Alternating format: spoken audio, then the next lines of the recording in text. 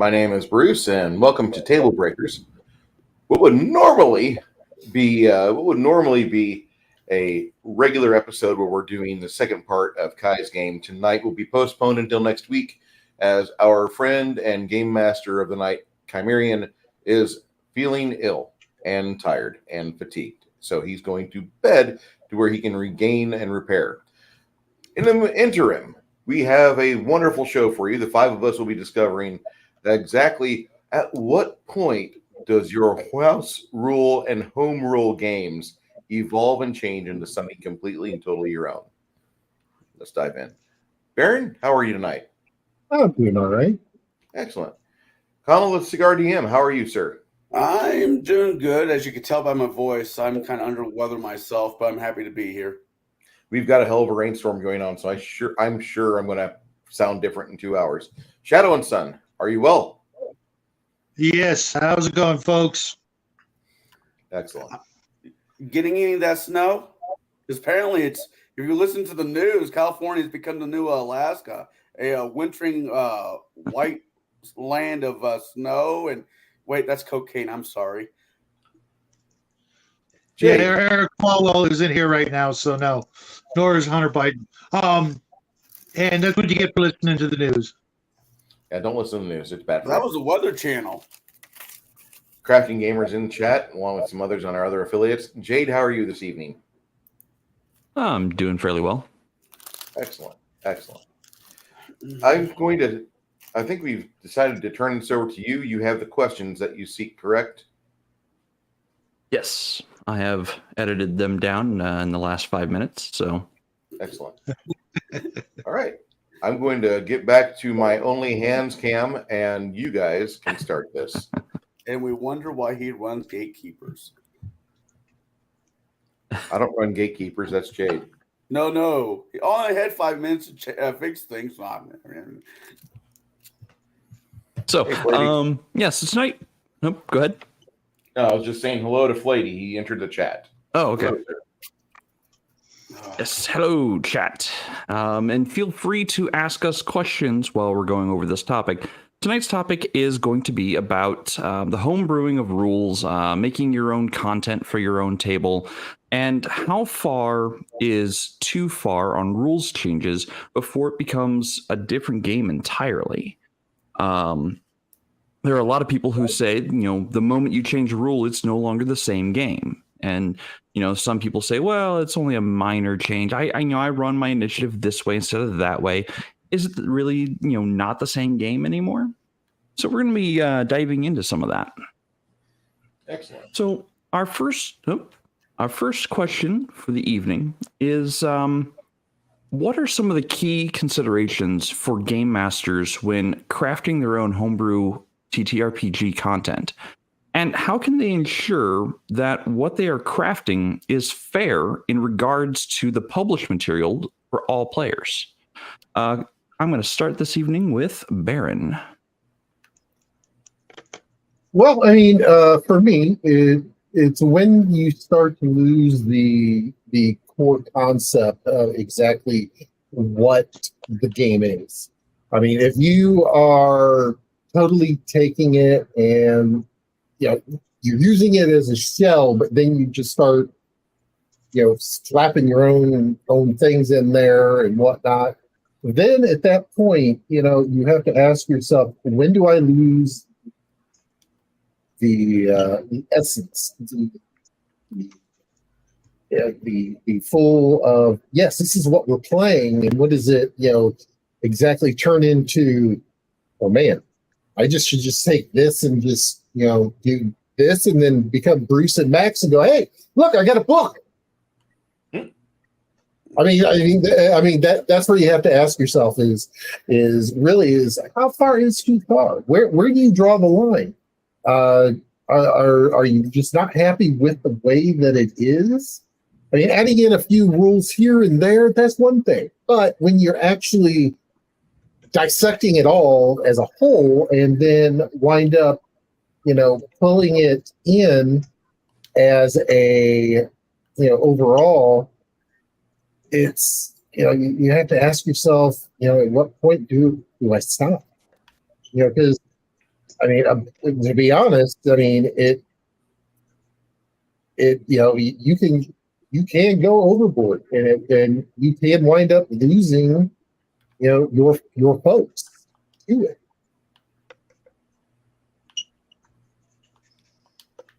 What about you, Shadow? For homebrewed content, how far is too far? Depends on the players.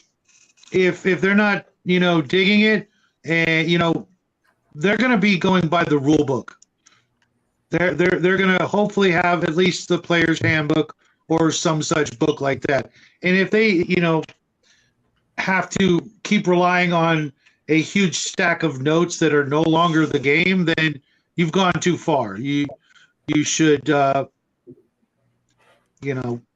really rethink that whole strategy if you're going to keep your players consistent and happy.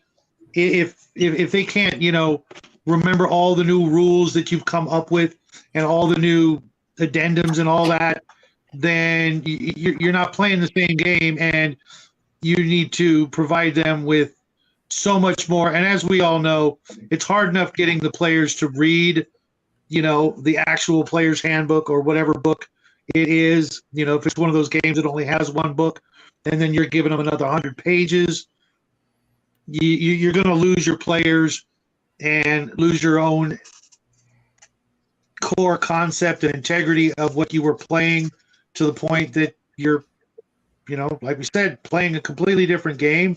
And there's nothing wrong with that. If you can hand your players your own written up rule book, etc., and they can make heads or tails of it, cool, not a problem. But they're from my experience, they're not likely to read all that and remember that. And especially if you're going to bring new people to the game after you've been playing a while, it's just not going to end well. So my recommendation right off the bat is to read the whole book a couple of times. I've got hundreds of RPG rule books, and I don't play hundreds of different games. I only play the ones that I like. I keep the other ones and use them every once in a while for, mine them for ideas, but I try not to change the rules, except in one campaign where we've been playing for so long that it grew into something completely different, and I'm just too damn lazy to go out and write a whole book just for that. My players remember most of the stuff, but on average, the average player is just going to be like, what? It says this on this page. Oh, and that's the way they're going to want it. They're going to want to be able to stick with just one book, no matter how nicely you type it up and do all that. Chances are they're going to just, rebel or bail. I'm going to disagree with that. And I respect that. I do, because I've had a lot of people that have willingly left my game because they're like, you're going in a direction for your mechanics I don't like. But like with the current campaign I've got pinned portions all over my Discord for here's rule addendum, here's like 30 pages of extra shit and extra things you are allowed to do. But I bought the book and I want to run these classes and races. No, here's what I allow, and like it's 1/15 of all of that. What? And then the people that stay are like, I really like this because he has a theme behind it. And there's a modus operandi. And the thing is that by staying consistent, I think that makes it a lot easier to bring in house rules, because if you allow the book play to happen and you just have some ridiculous things that keep happening over and over and over and over, and I'll just bring out my favorite thing to pick on with Pathfinder, the feats. The feats in a lot of the books are really like ill thought out and really overpowered at low levels. And so when you allow everything, you're just saying, I don't give a shit about a long-term campaign. I'm just here to have beer and pretzels gaming until we hit second level, and the game will probably fall apart. And that typically doesn't gel well with me and other players. And so what I found out works is by pairing all the excess stuff out and then letting a barely of a trickle drip into your game of things that you yourself as a DM think could work. It doesn't matter what the players really want in that aspect, because sometimes the players have bad ideas like, I want guns in your world. No, and no gunslinger. Fuck you. Or they say things like, why don't you let me play my favorite broken class combo from 5th edition? No. Core rule book, nothing else. And then you drip feed in the items that are naturally happening in that campaign that you're running, be it if it's a store-bought campaign or if it's a campaign you yourself have made. And after 20 or 40 sessions, you start to broaden the scope of the game, but you don't let everything in at once. I think the house rules are really important to keep a table. Maybe if it's an experienced group, but with new people, new groups, etc. I don't know, man. Okay, I mean, and that's well within the possibilities, because I'll be honest, I don't want new players. I want them to go play every 5th edition module there is, and go succeed everywhere you want to, and go win every game. And if you still are interested in this hobby, come over here where the adults are, where like we have failure and like save or die and grown-up concepts like that have been around for 40 fucking years. And that's what I'm looking for. I'm not looking for somebody that is just doing one shots and they're not going to run more than 6 sessions. You know, that's an interesting way to focus a game, and you can make a successful DM existence off of that if you're happy doing that. That's not the way I would want to run. And there's thousands of 5e DMs that all they get is between 3 and 6 campaign days before they have to scram it for a new campaign. But they don't learn as to what the fuck they're fucking up on. They just allow all the books, Tasha's Laughter or Tasha's this, and all the monster manual books and races, and you can have anything you want. Just let me run your game.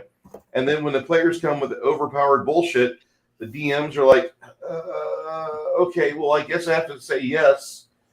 And that happens a lot, especially not trying to slam Connell, because Connell actually runs enough games to where he knows better, and he knows how to say the word no. But a lot of DMs don't at first. They just want somebody to play. That's all they give a shit about. Can I jump in on this one? Yeah. I mean, remember back in 2nd edition and 1st edition when people were coming to the table, I want to play this half drow. I want to play this drow. And like, if you wanted them to sit down at your table, you're like, well, fine, I guess I allow drow or half drow. And then like 2 nights later, like they were the only ones standing because they had murdered the entire party. They had spell resistance. They were able to rebuff the cleric spells. You had inter-party fighting. I mean, that's my own experience with drow, which is why like I'm perfectly okay with, hey, there's a bounty on them on the above world. Go ahead and kill everyone you see. Oh, you want to play one? Fine. But First part of the question, there truly is. If you look at the makeup of the, let's say, a D20 system, and 5e, Pathfinder, or so forth, you have your stats, your HP, your AC, your weapons, and so forth. There's a nice little formula that you have to contend to make a character. Can we all agree to that? Mm-hmm. But you have to roll the Sure. dice. You have to put the numbers in the right place, so forth and so on. The building of the character.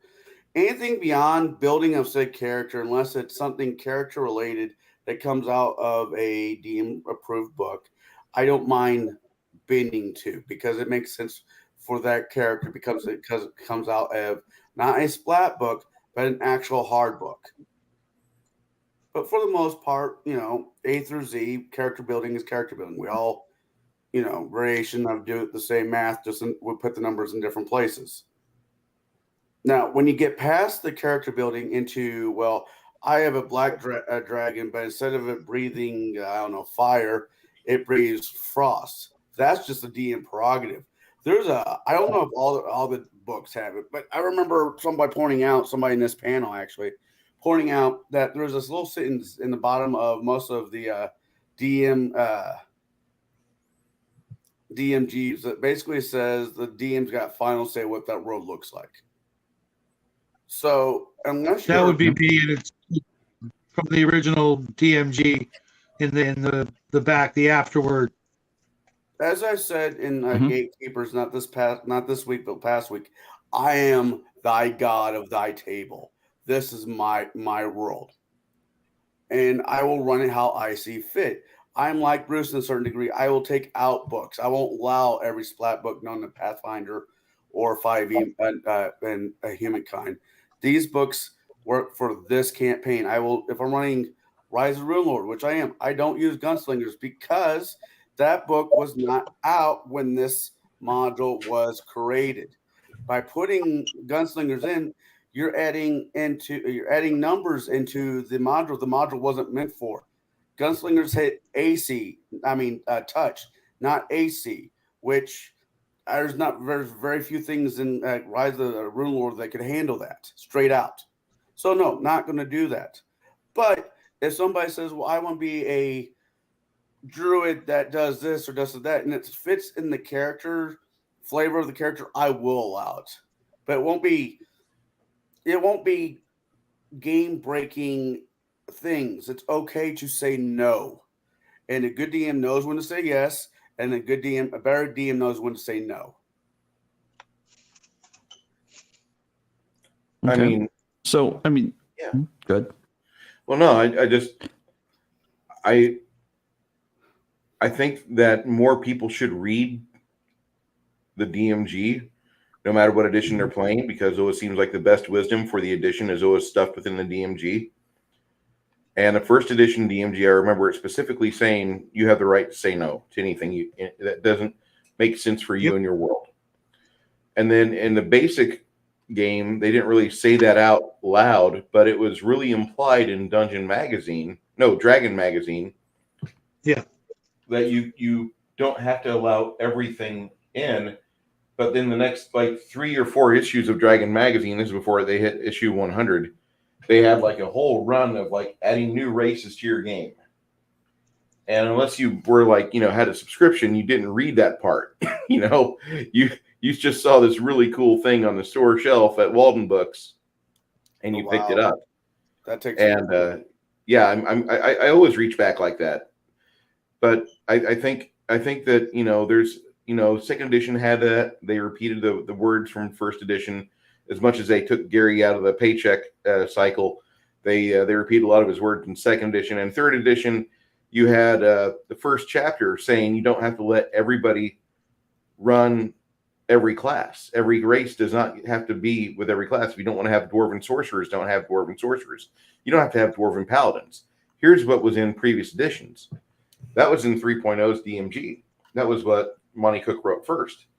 You don't have to if you don't want to have this for your campaign, if you want to roll in an old school campaign, go with it. But if you want to evolve, we did find these are kind of balanced. So try these out for your table and see if it works. If it doesn't, go back to the old way. And it seemed like always the best information is never read, and that's because it's in the DMG. And would you rather have the DMG or would you rather have insert hardcover splat book from said publisher here? Well, over the years, I have run into a few DMs that don't want their players to read the DMG. They want to keep the wizard behind the curtain, per se. So a new variation of an old class pops out. Most everybody agrees that it's not broken. It's fairly balanced. It's kind of cool. But so you got a player that wants to try it, but he does not know how should I say it? But he hasn't spent time to write a DMG, so he's already at somewhat of a handicap. So it's your place as a DM to say yes or no. But do your due diligence. before just flatly saying no or yes to anything.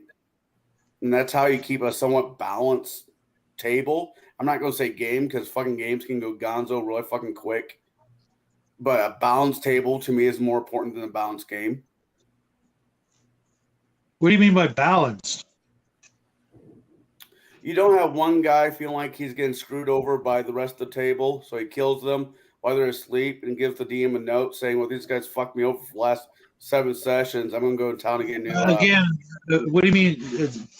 That sounds like a player being That's not an balanced. a-hole. Right. Yeah, that's not balanced. I mean, not that's balanced. if you mean that everybody's equal, fuck that. Why? The Why best can't there player, if you don't Not all people are perform, equal. you don't succeed. If If you don't perform, you don't get. There's I hate to break this to you two, but there's a piece of paper in Philadelphia that says otherwise. There's always someone better. You know, whether it's You can fist outspeak- fighting, if I don't it's play in Philadelphia. whether it's woodcraft, whether it's stonecraft, or you know You're any not- other okay, you're like not skill. taking it where There's I'm- You always sound a like you're person that's talking about better at something. Equal outcome, not equal beginning.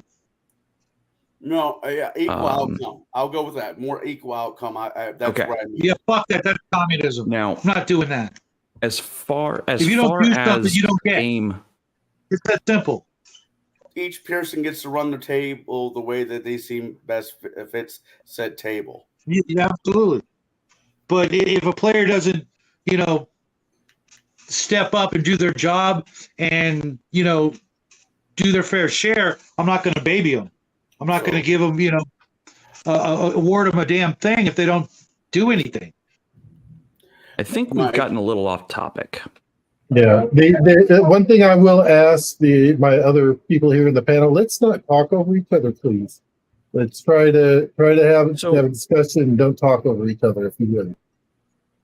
So, and I say I think we've gotten off topic because we've focused more on what to allow, what not to allow at a table, and not so much the homebrew aspect of it, the actual crafting of your own material for a game. So when crafting your own classes, your own feats, spells, mechanics for a game, how do you, or what considerations do you make as a game master and a game crafter when creating your own homebrew content? And how do you ensure that it is fair in regards to what is already published? So, for example, I crafted for Pathfinder 1E, I crafted a class called the Engineer.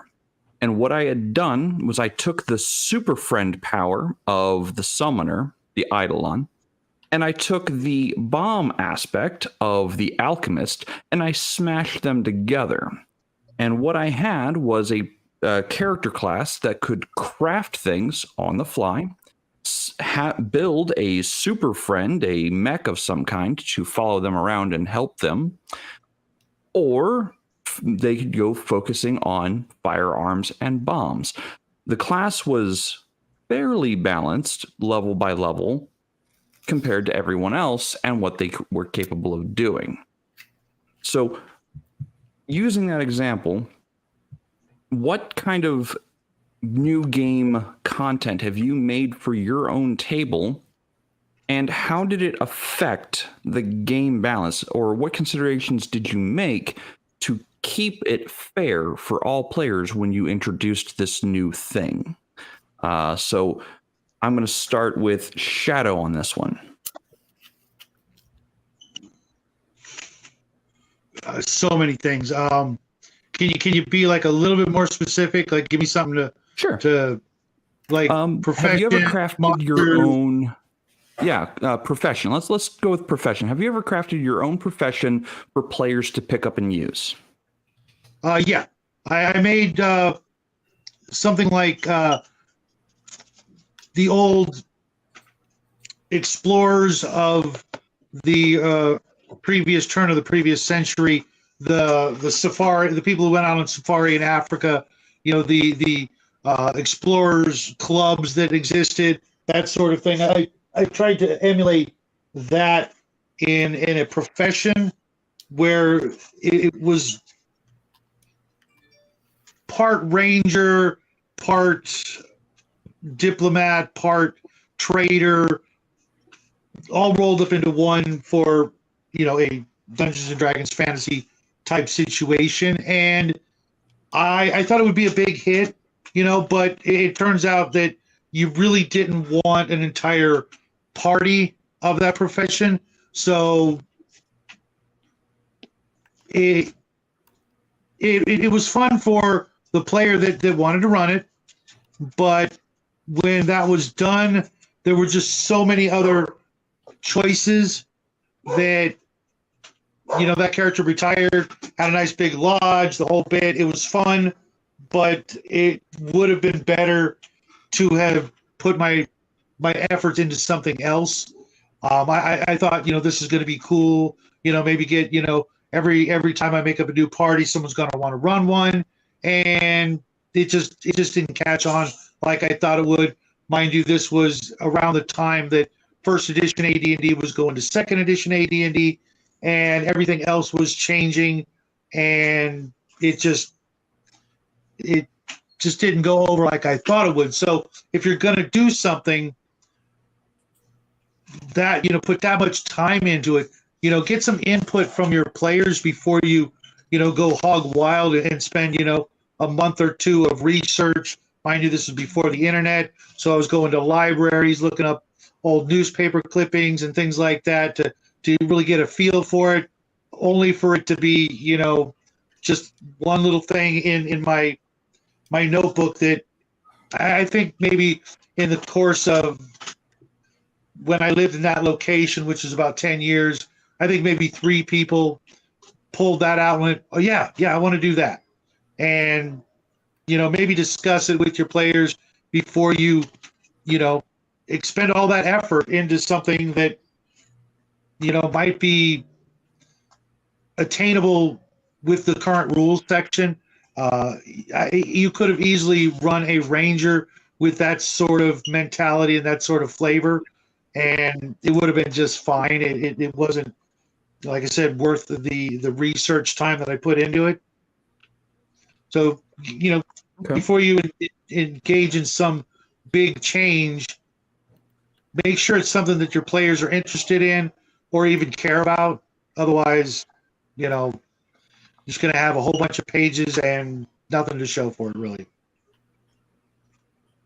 What about you, Bruce? Have you ever crafted something that either changed or added game mechanics or even a new class? I'm to looking through games? the Paizo forums right now, and they've changed everything since the second edition game came out. But we have a Bard Cleric Prestige class that we crafted back in 2014, and he was the complete buff. And give me a few moments, because I'm searching through my history, and damn it all, like, I'm looking for this and it freaking pisses me off. They don't have it. I can circle back to you. Yeah. Okay, I'll circle back to you. Connell, have you ever crafted a class, a monster, a game mechanic, whatever the case might be, for your table that didn't fall directly within the rules or come from the rules directly? And how did you keep it fair in regards to play?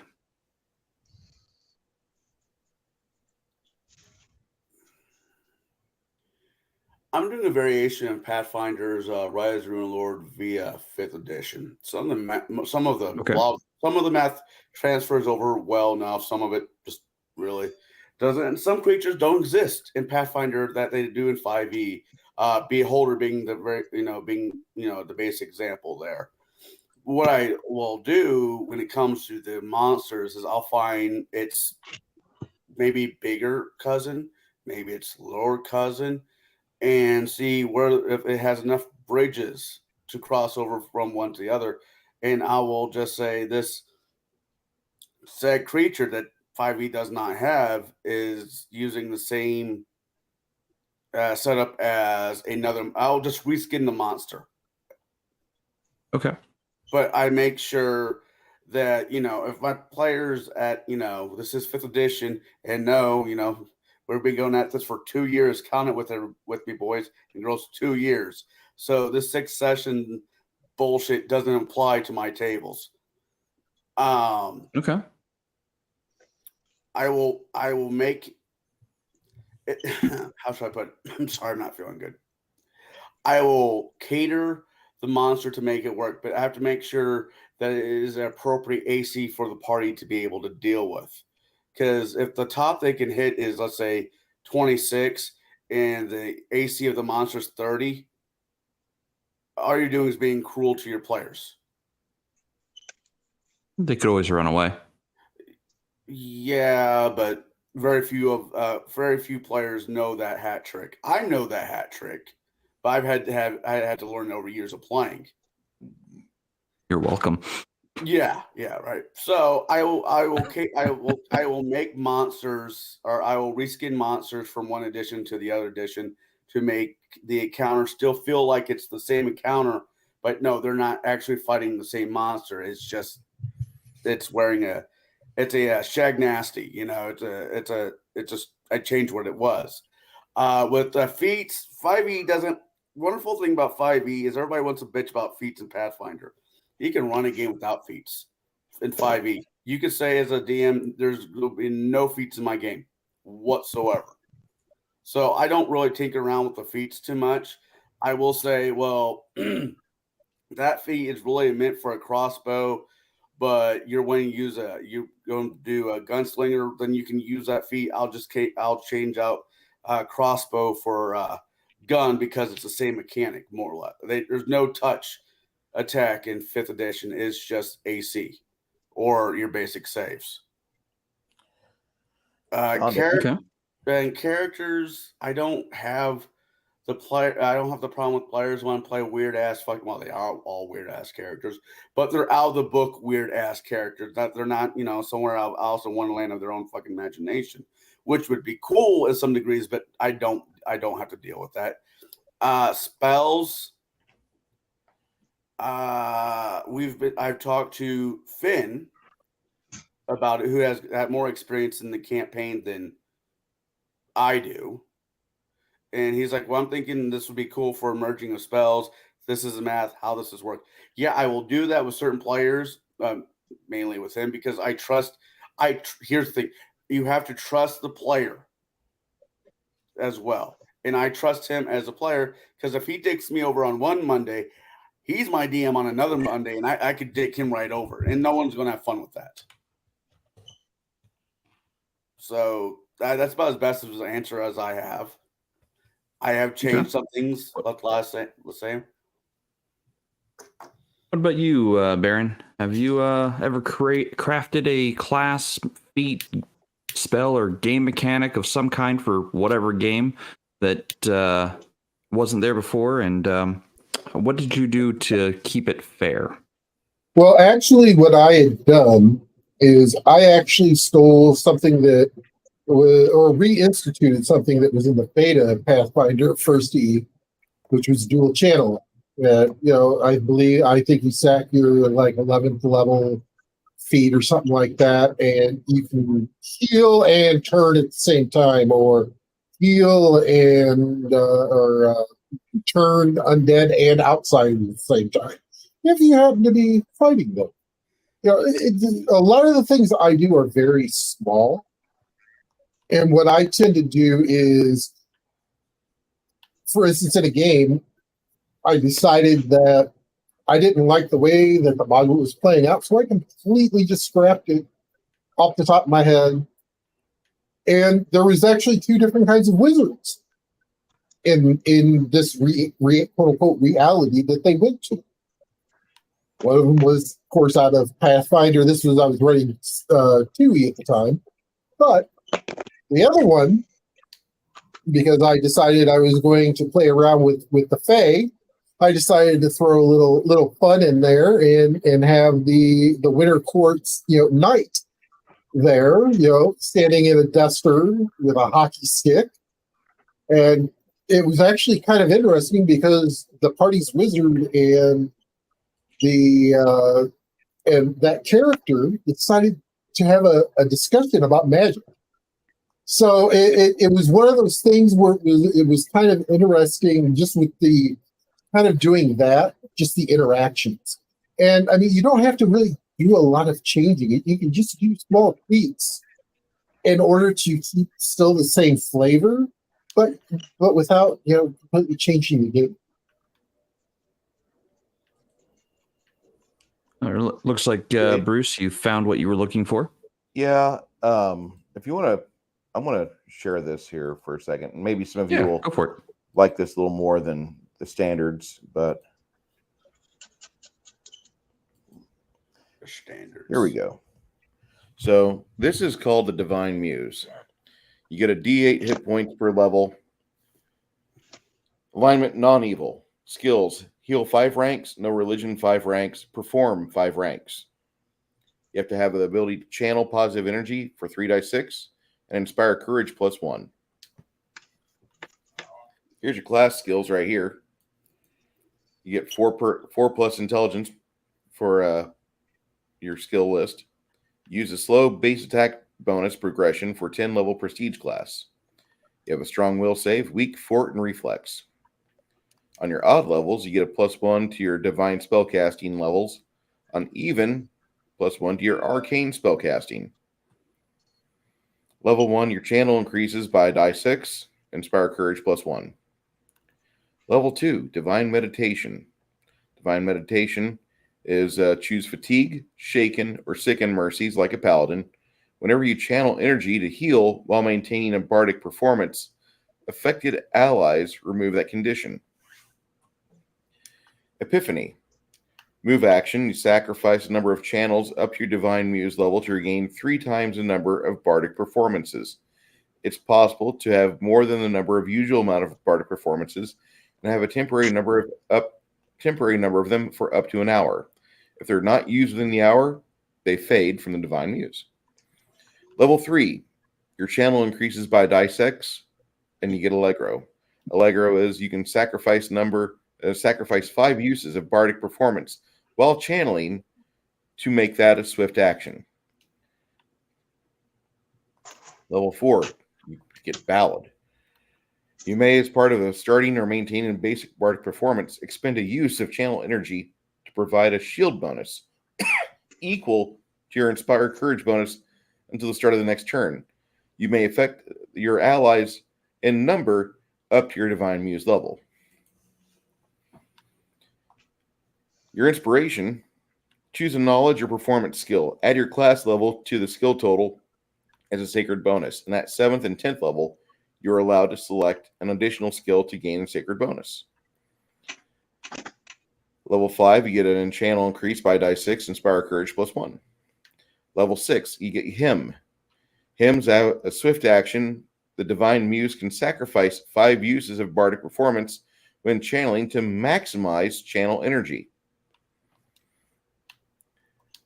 Level 7, improved divine meditation. You can add your exhausted, frightened, nauseated, diseased, or poisoned to your mercy selection.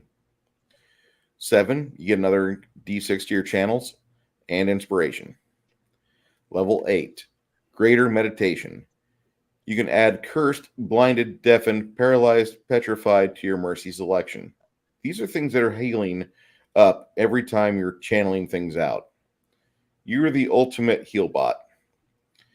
Level 9, channel increases by die 6, inspire courage +1. Level 10, and this is something you would allow at your table. Yeah. Okay. Inspiration. May I ask why? What do you mean? Why? What about this that screams, hey, I want this at my table?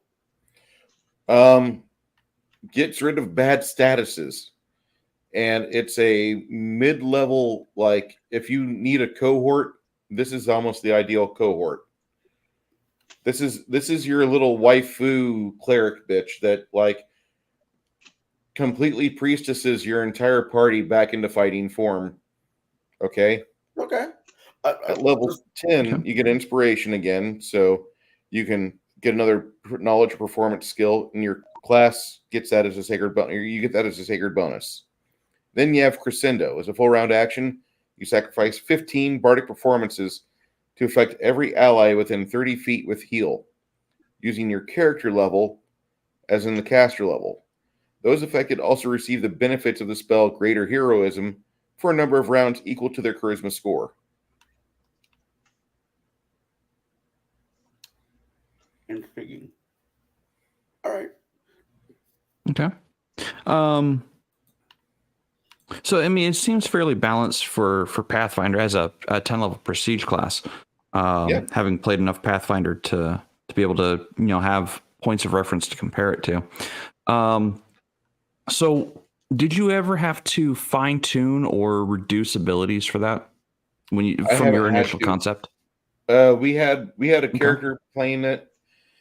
We had a guy playing that character, and I was running Slumbering Czar at the time, and they still died. Okay.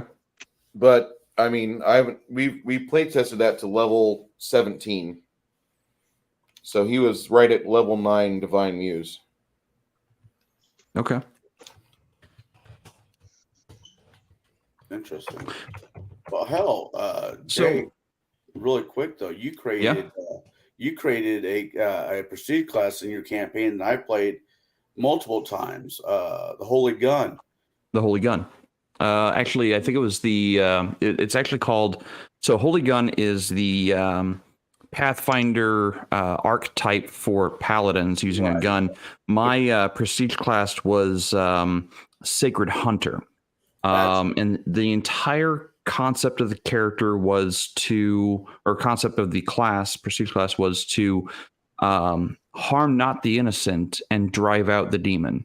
So if someone was being possessed by a ghost or a demon, they could shoot that person with a bullet that would pass through the body without harming the individual and only targeting the malevolent spirit. That was like the top tier 10th level ability or something.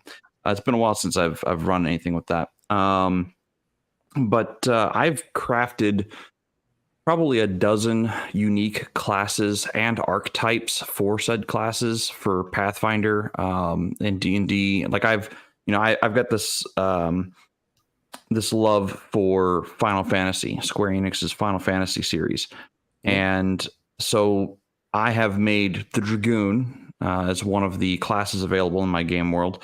I've also made I will jump Soldier. Yeah, I've also made Soldier as an archetype for Gunslinger. So I mean, I take just concepts like concepts from video games, from real world, and I spin them into a class. And I do sometimes find it difficult to balance my creations when stacking them up against other classes because they may not have the same kinds of abilities. So I'm going to answer this real quick. Charlotte, so Kai is not feeling well today. He needs to take time to, get better. So he didn't sound very well, and he was kind of dozing off on us during the pre-show. So we told him, go ahead and get some sleep. We'll get back to his game next week. It was actually kind of funny or cute because we had blown Kai's face up as the big man, and like he just passes out like Rumpelstiltskin, like he's completely at peace. And you can hear his girlfriend in the background, like, I don't know, he's not feeling too well. And we're just seeing this, and he's like just happy to be here. With what that man does for a living, I'd rather him be in bed and getting sleep than going to work tomorrow. Yeah. So that's why we're not playing Kai's game this evening. But instead, we're talking about homebrewing content for the games and how far is going too far. When is the content we make for our games changing the core of the game so much that it can't actually be called the game that it is. Lately, I've been delving down the path of index card RPG, and I've made a 47-page document that covers everything that's playable initially for the players to play. Damn. And is that too far? I don't know. I'm still thinning it out. I'm still revising it, getting it smaller so that it's consumable in an hour. Did I go too far? Maybe. No. Maybe. But for my setting, I'm building it for a setting that doesn't have what you would call what you would call a paladin or a druid, or what you would even call a cleric. Like instead, they have craft people, they have hunters, they have people who go out into the woods and bring stuff back for the civilization. They do have some high adventuring people, but I wouldn't necessarily give them class names or job names. So let's move on to the next little question here. How do homebrewed rules and mechanics impact the balance or the fairness of a game? And let's not stay away from classes and stay away from like feats and spells, but talk about the actual mechanics. So in this example, I once introduced a mechanic that kind of did away with Pathfinder's initiative method because it was very crunchy, and I was trying to get away from the crunch. I was trying to move the game along faster. And it didn't go over well because it threw the balance of it out the window. So let's see here. Who have I not started with? Connell, have you introduced a game mechanic or house rule that needed work to become balanced? I have thrown in a thing per se, but it was more of a teaching lesson tool than it was the improvement of or disprovement of the game, because it kind of went off. I guess it would be disprovement. I don't know if that exactly answered this example answers your question, but I DM sometimes for younger players and sometimes for older players and sometimes for mix of age players, and certain keywords in the hobby get thrown out a lot, and some of the younger players have only heard about such things. They've never have had to deal with them in their own game. Mimics, because everything is a mimic. I laugh, you laugh, the table laughs. Oh God. We killed the table. It was a fun night. Yeah. Right. Or a deck of many things.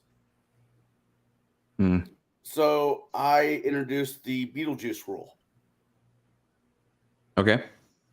If in character the person keeps talking about it, says it 3 times, they run into it within the near future. Doesn't matter if it is a red dragon, 2 cards of a deck of mini fucks. It is it is for the younger players. What? A deck of mini fucks? Yes. Okay. Very few of those cards are actually useful. Yeah. So with whoever that made that we were talking was a about very that successful person. Yeah. So I've introduced the Beetlejuice rule. So if it's like a beholder, okay, click 1. And it's not if each person says it once. A player has to say it 3 times, not necessarily have to do it all at once. But I'm like, fine. Words and names have power. You've now said a creatures or things named 3 times. And the deck of many things to me is like the ring from Lord of the Rings. It wants to be found. It wants to be used. Hey, Bo. So I will make it. I'll make it strictly appropriate for it to show up in campaign. +5 Vorpal Sword. +5 Vorpal Sword. +5 Vorpal Sword. Go fuck yourself. Go fuck yourself. Go fuck yourself. No. I'm talking I'll about give you newer the plus players. Gotta 5 think Oracle it's the same sword, thing, Baron. but it's going to be intelligent and cursed. Right, but I'm talking about newer players, not older players that Sure. know said the traps and foils of our game. This is very much a tool for younger players to like take the So ooh and ah out of it. the question then becomes, if you have this this homebrew rule at the table, the rule of 3 or the law of 3, let's say, and how often has it come into play? With newer tables, more than you think. Okay. With And older what is the response when someone invokes a beholder or mimic at the table? Like, what is the general response? Oh shit! What did he do? What did he do? I didn't do anything. Oh my God! You wouldn't shut up. You kept bringing this up, and I make the point that I don't care if out of character you say it 5,000 times. It doesn't count. But the moment your characters say it in a multiple way, it draws it to you. And Okay. I think it's an interesting learning tool. And so far, the players, especially the younger players, have been more cautious about what they say as character. Like somebody who keeps saying Bobby freaking Yaga. I'm like, no, you don't want that person's attention. Right. Yeah, that's what we call a TPK. Right. I want to see a trash. Click Okay. one.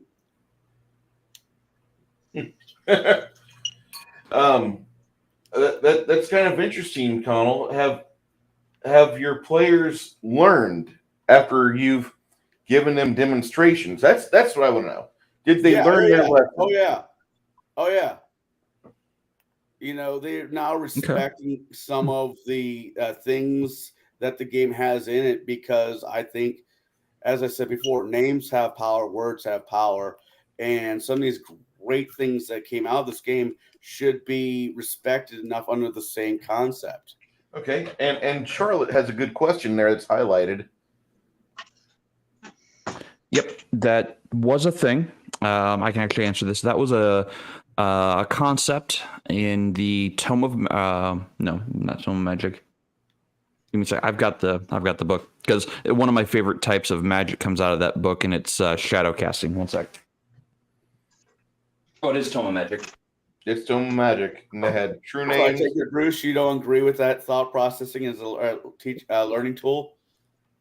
I don't want it to become a thing where it becomes a bludgeoning instrument against your players that are just wanting to be dicks at the table.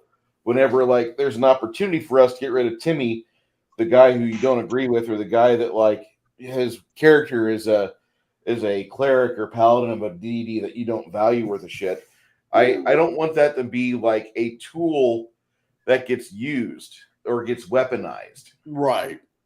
I get that. So far, it has not been treated that way. Well, that's good. Keep your eyes open. No shit. All rules can be broken and So- misused. And this is actually a really great example of homebrewed material that made it into D&D 3.5, because this was actually the first foray into 4th edition rule set.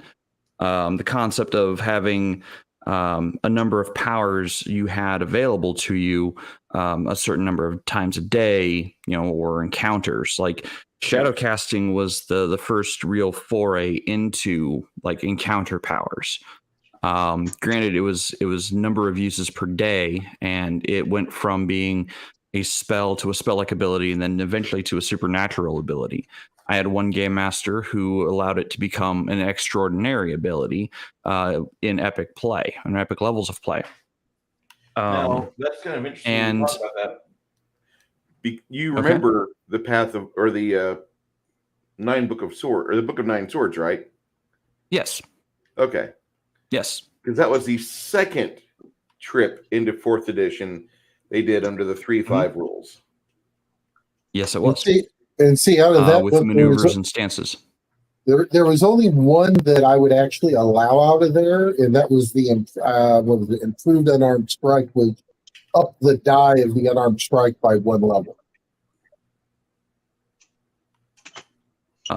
And allowing some of the stuff from the the first forays into fourth edition into a 3.5 game, you could do it, but it fundamentally changed a few things. Like you, the game master, had to be on top of your A game to keep up with some of the changes that it was making. If you even allowed it. Like I had many game masters straight up ban the Pathfinder or the Player's Handbook 2, the Book of Nine Swords, and the Tome of Magic. I don't understand why, as well as I don't understand why the Pathfinder or the Player's Handbook 2 would be banned. That actually had some balanced classes in it. There were some things in there that several DMs just straight up did not like. That's fine. They didn't want to play with those rules, those changes. Yeah, because they were already but used to running the game as it was. I like the Beguiler, but the reworked version for Pathfinder now brings a lot of competition or a lot of contrast to the mages. And Charlotte Williams, you're talking about the Book of Exalted Deeds. Yes, Book of Exalted Deeds had Vow of Poverty. That's the one that I don't know of any game master who allows that at their table. I don't know a single one. You could let it at your table. You could allow somebody to be a Vow of Poverty monk. Mm-hmm. You would trim your party down to 3 people, and you would pretty much top it at like 11th level.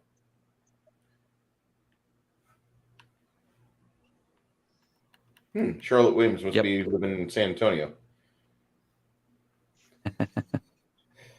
I mean, a lot of DMs and one of my characters used something out of that book. He became a saint. Yeah.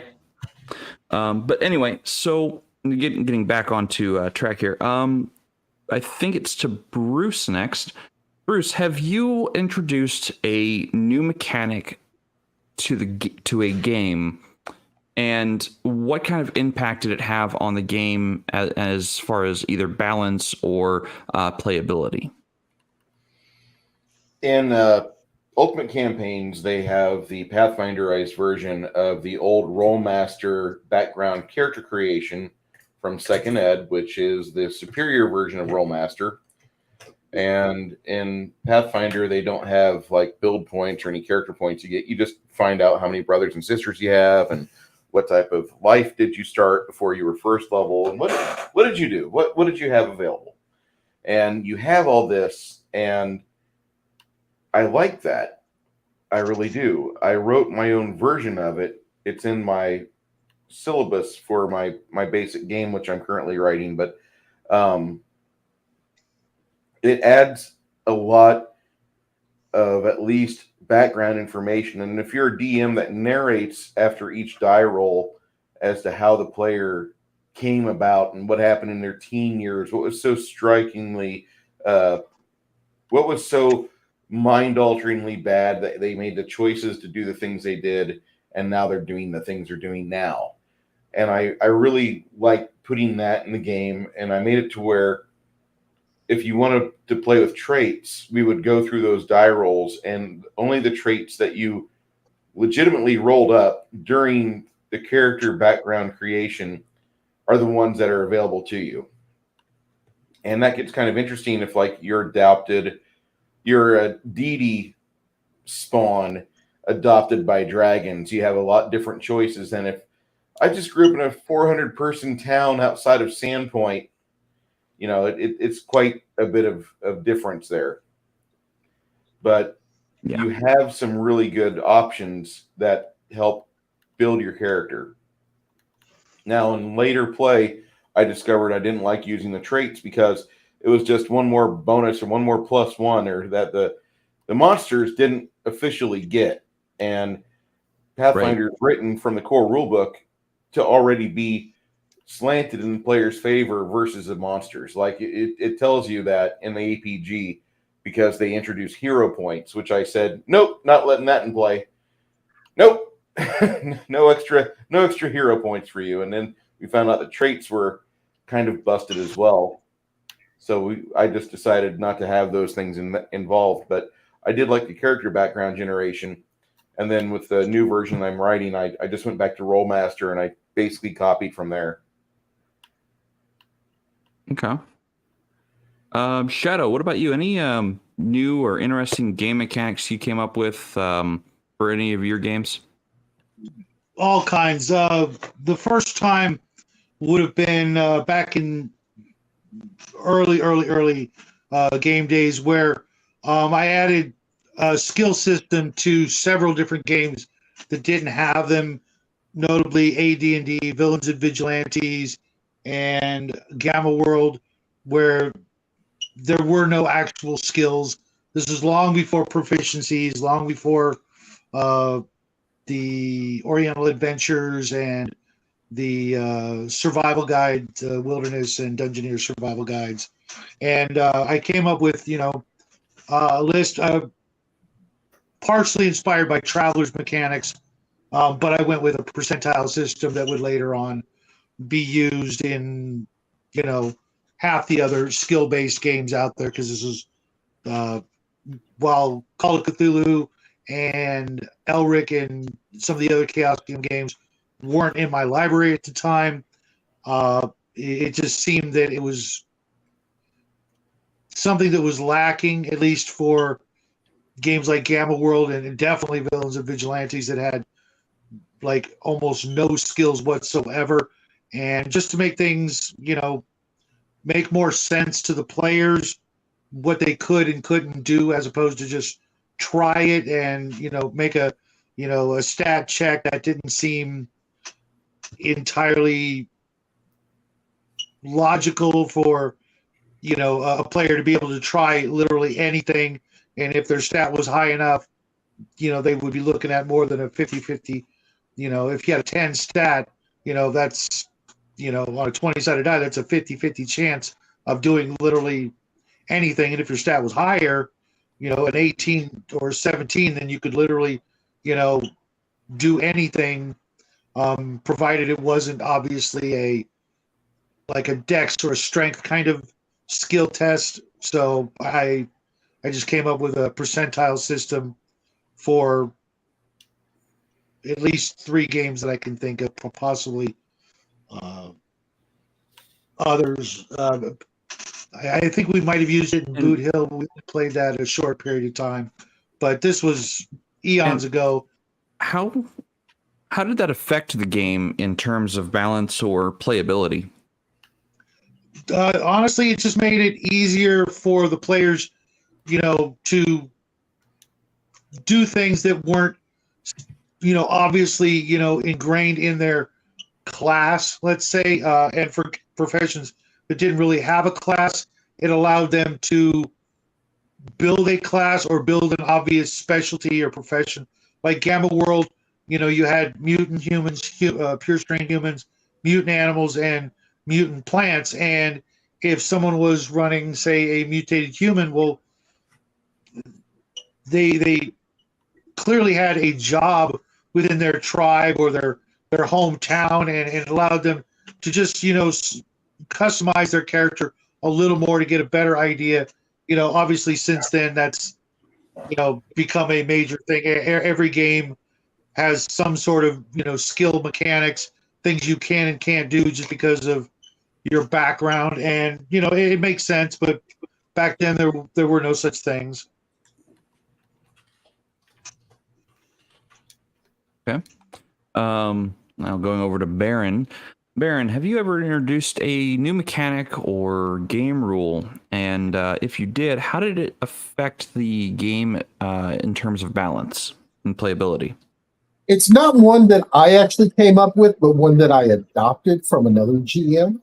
And I believe you are very, very familiar with it, is what we call the Thaddeus rule. Oh, God. Whereas, Yeah. my old character.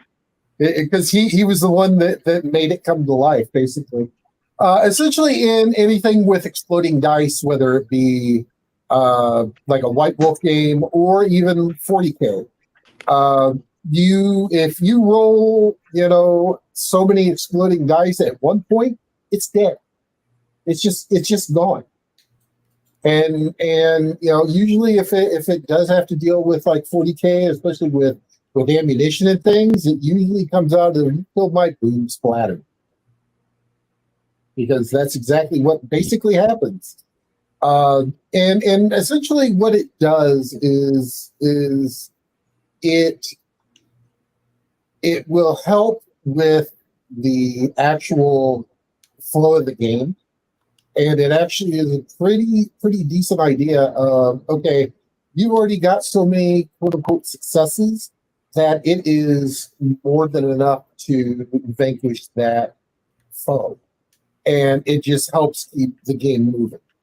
So it's not necessarily it's not really a bad thing, but it's actually something to help with the flow of the game and to, especially with combat, because in most gaming systems, combat takes a while.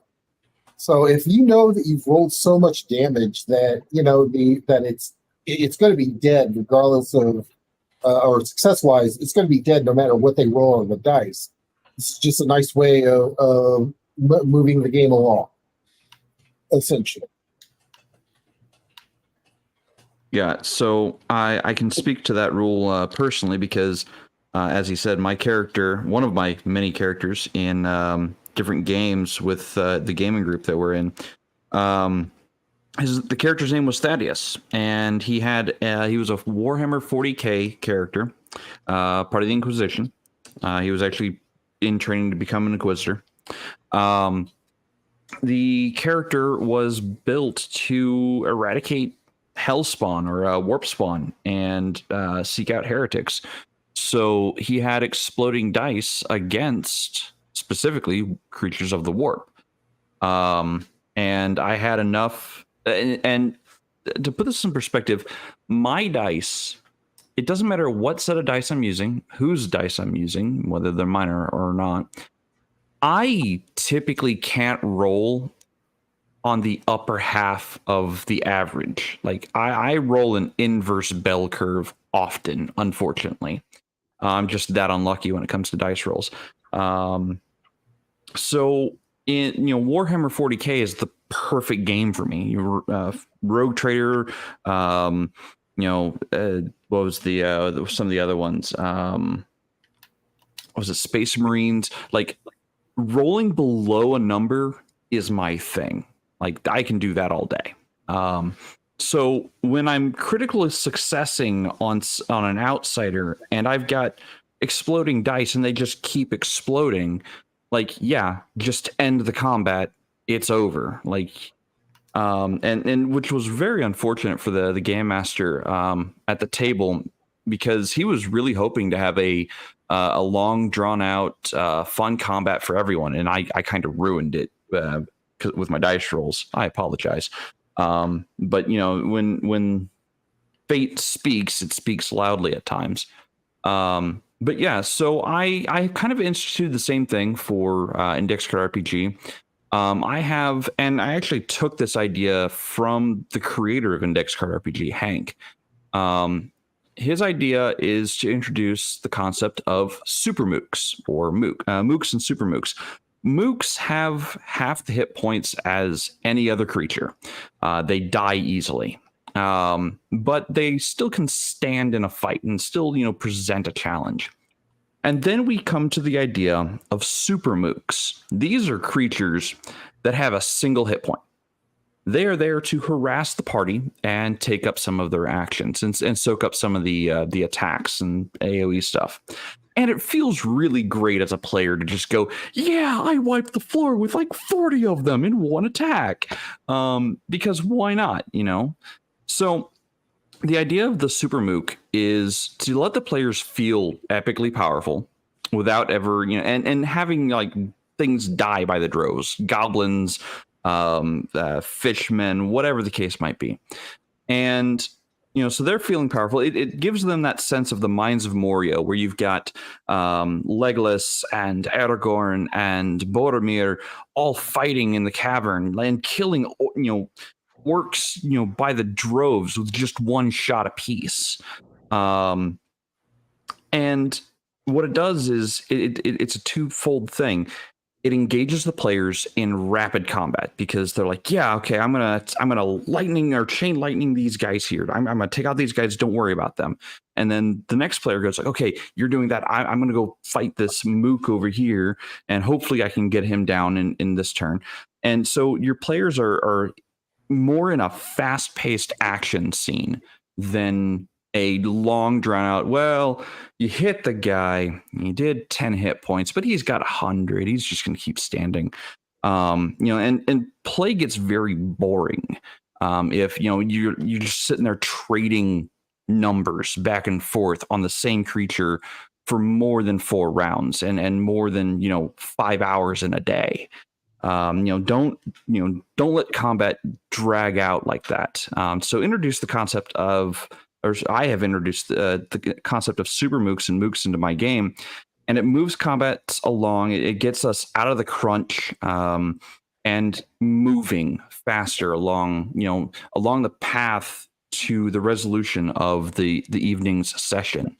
It just gets us there so much faster.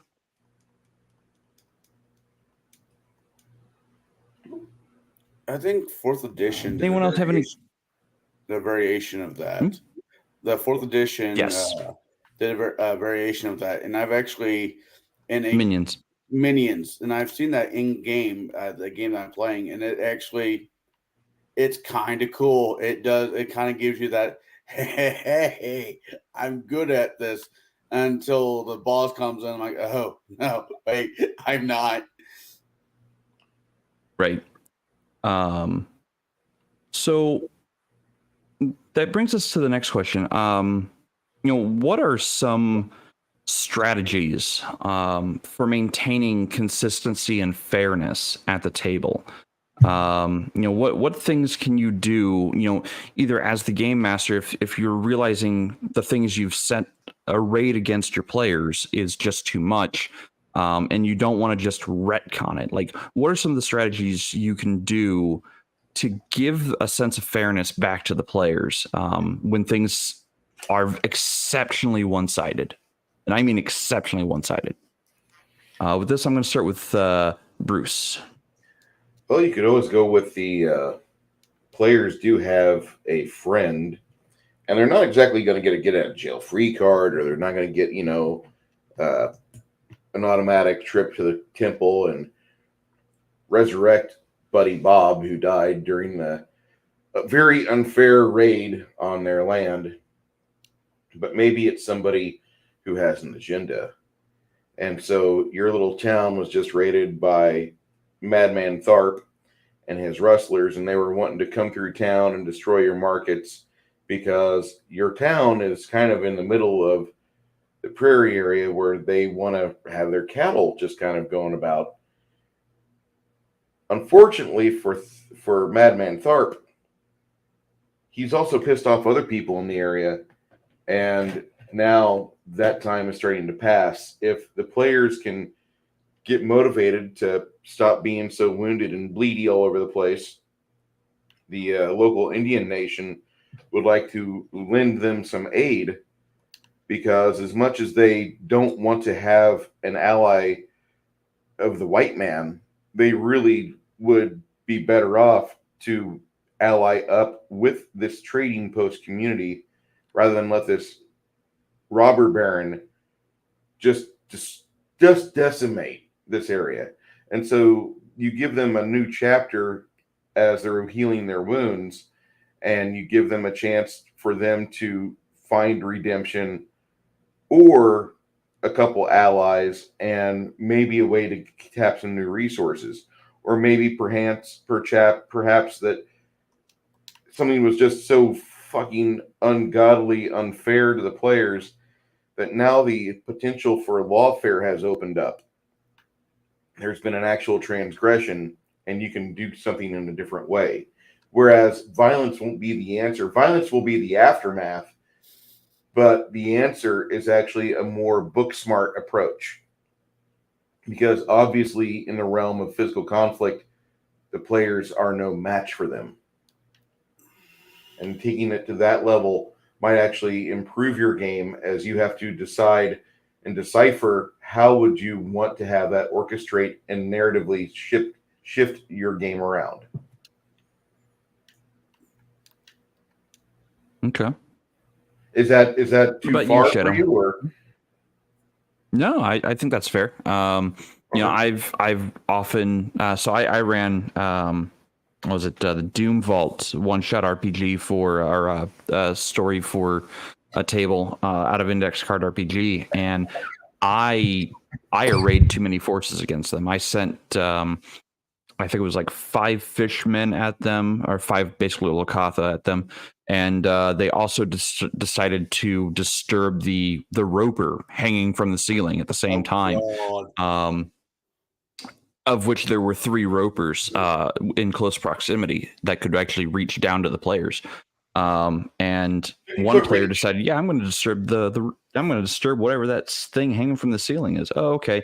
The fish people are also attacking because you took too long trying to decide what you were doing, because you're just standing there dressed in the attire of cultists and then not proceeding to do anything. So the fish people got suspicious. And I'd already had them on the move when they decided, yeah, I'm going to attack whatever that is on the ceiling. It didn't go well. It was a TPK. That was unfortunate for them. They tried to run away. They just couldn't get away. No, ropers. I'm a grapple master. Yeah. Anyway, so back to the question, and for Shadow. So Shadow, what strategies can you offer for maintaining consistency and fairness at the table when it comes to homebrewed material? Well, consistency is an easy one. If you do something once, you kind of got to do it again. If you make an unwritten rule of one sort or another, it's got to work both ways, and it's got to be pretty much a permanent new thing to the game. As to fairness, life's intrinsically unfair, and therefore you're not going to get a lot of that from me. Running away is a viable option and should be half of all of your strategy. Being a hero is dangerous work and not for the timid, but fortune favors the bold. And if you stand up to the adversary and you give it your best, at least you can walk out with your head held high, even if it is a TPK.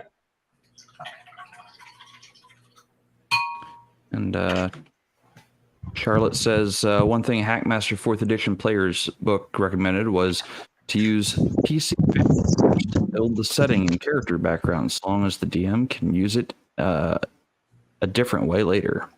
Yes, anything the players can do, the GM can also do. I do love that mantra. Well, you guys remember that you had Tim in your group, right? Tim had 7 siblings.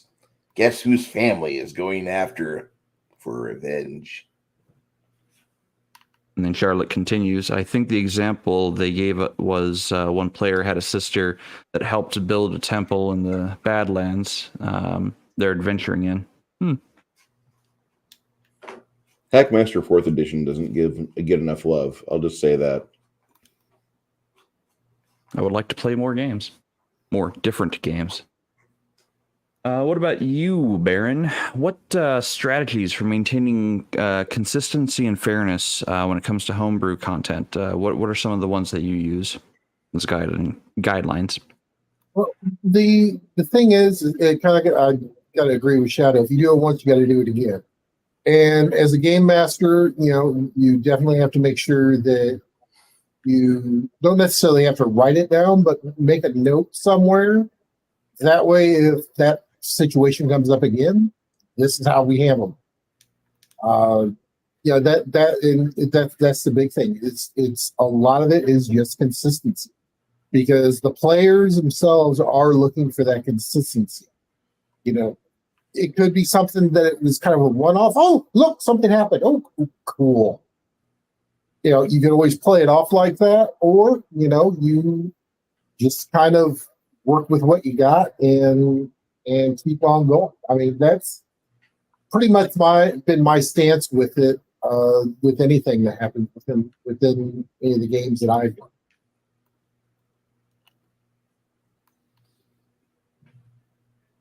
So for me, to maintain consistency and fairness at the table, I take copious amounts of notes. I've been accused of taking too many notes, and it's not necessarily untrue. I'll notate different actions players do, you know, just throughout the game. You know, I'll just keep a record of it. You know, for reasons.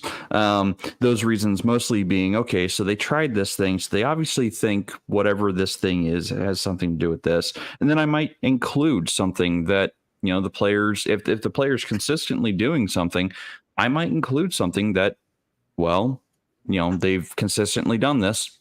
Guess what? This is the one time it's going to work, or maybe it'll start working from now on. You know, I'm also not opposed to homebrewing game mechanics on the fly, especially with index card RPG. You know, someone wants to pull off a maneuver to run up a wall, do a backflip, stab a guy in the head, and you know, slice his hamstrings out when he lands. Okay, sure, that's going to be a very hard roll. So you know, hit the room AC or room target number +3, do it enough times, and you know what? Let's just call that a maneuver, and you'll have the option to take that as a milestone reward when one is offered. You know, then you'll just be able to consistently do it, and we'll have a set of rules for it.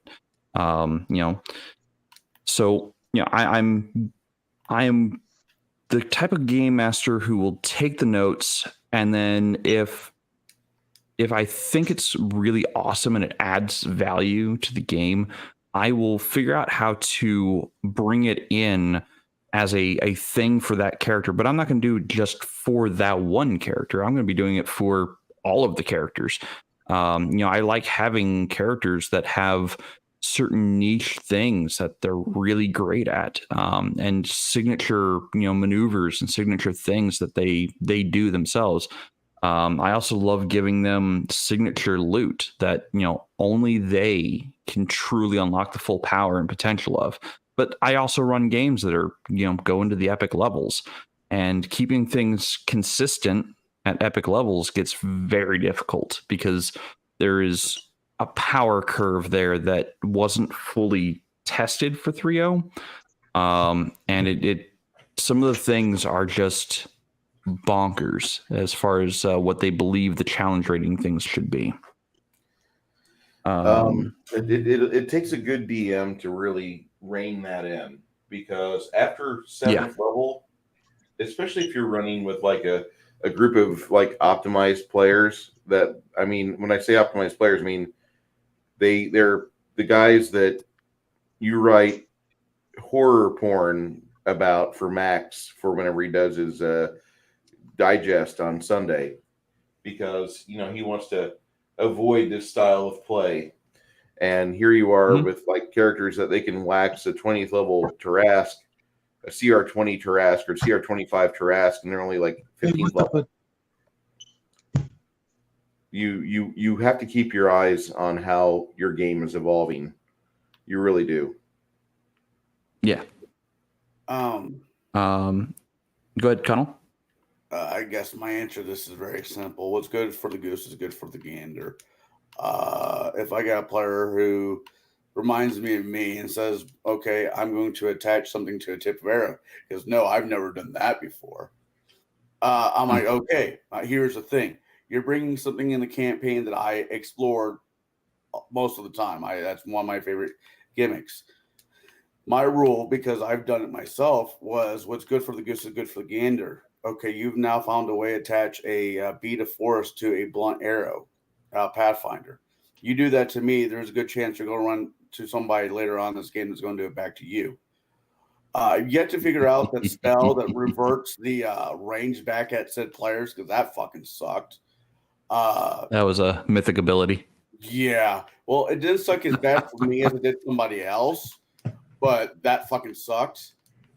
But what's good for the goose is good for the gander. And if there's classes out there that I don't think, as once again, Gunslinger is appropriate or a good fit for a module that I'm running, I'll just outrightly just say no. There's got to be some kind of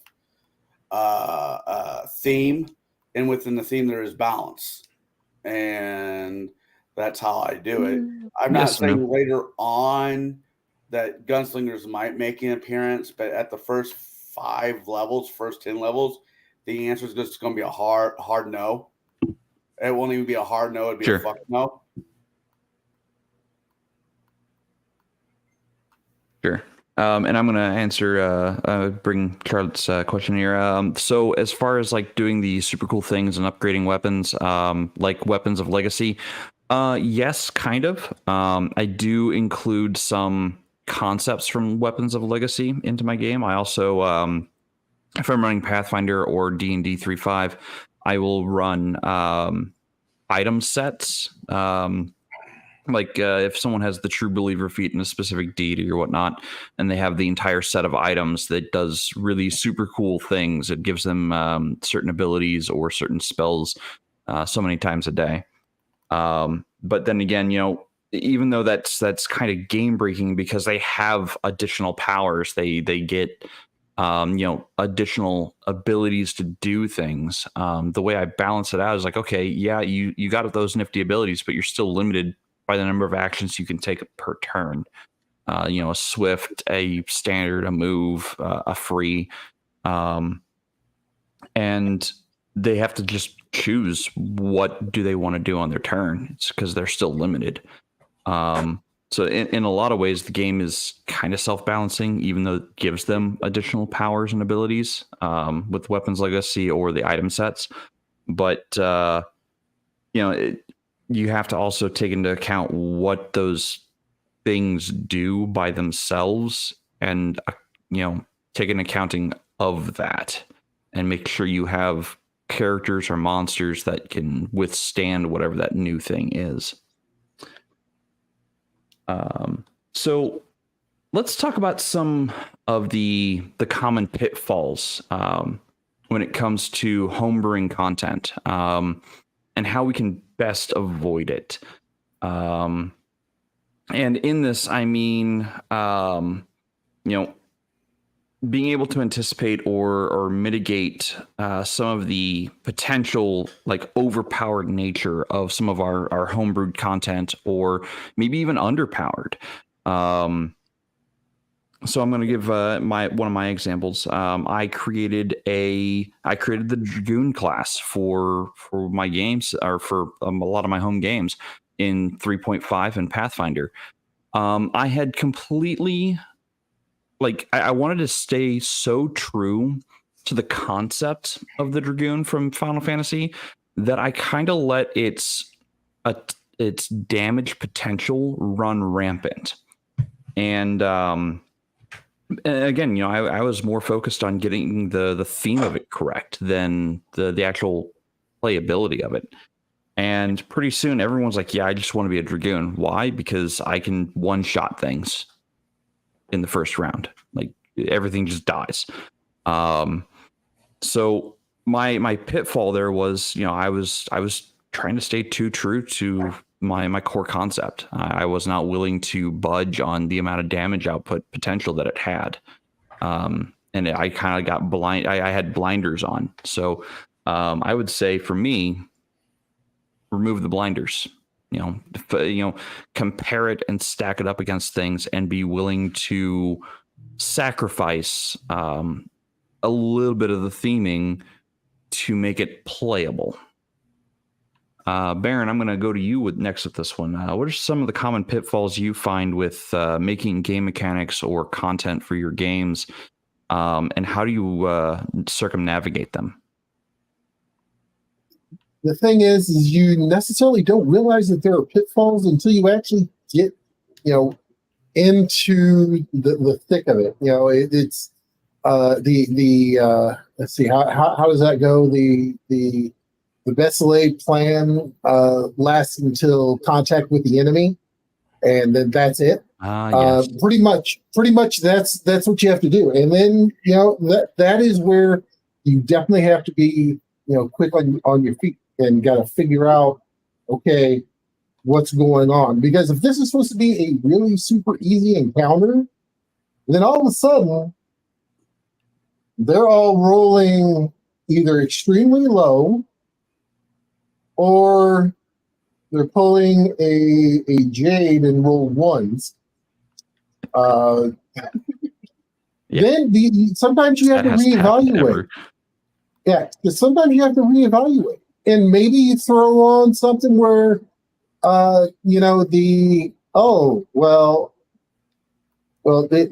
wolves. Let's see, pack mentality. Okay, they're doing pack stuff. All right. Well, wait a second. They've been able to kill like 2 out of the 4. Let's see if they. Oh, darn! They realize that they may not be able to win this, and they retreat. Or, you know, you can, as a GM, go. Remember, you don't always have to stay in the fight. You can always run away, because a lot of players don't realize that. And especially if you have new people at the table, they don't realize that is an option because they haven't been in that situation before. And sometimes, you know, it can come as a teaching opportunity, especially for those new players at your table, in order to be like, hey, run away. You know, it's not we're all going to die, it's we're all going to run away. You know, and that's the thing, is that sometimes you have to, you know, give them the clue by 4 to the head and give them their actual options that they may not realize that they may have, or that they haven't realized that they have.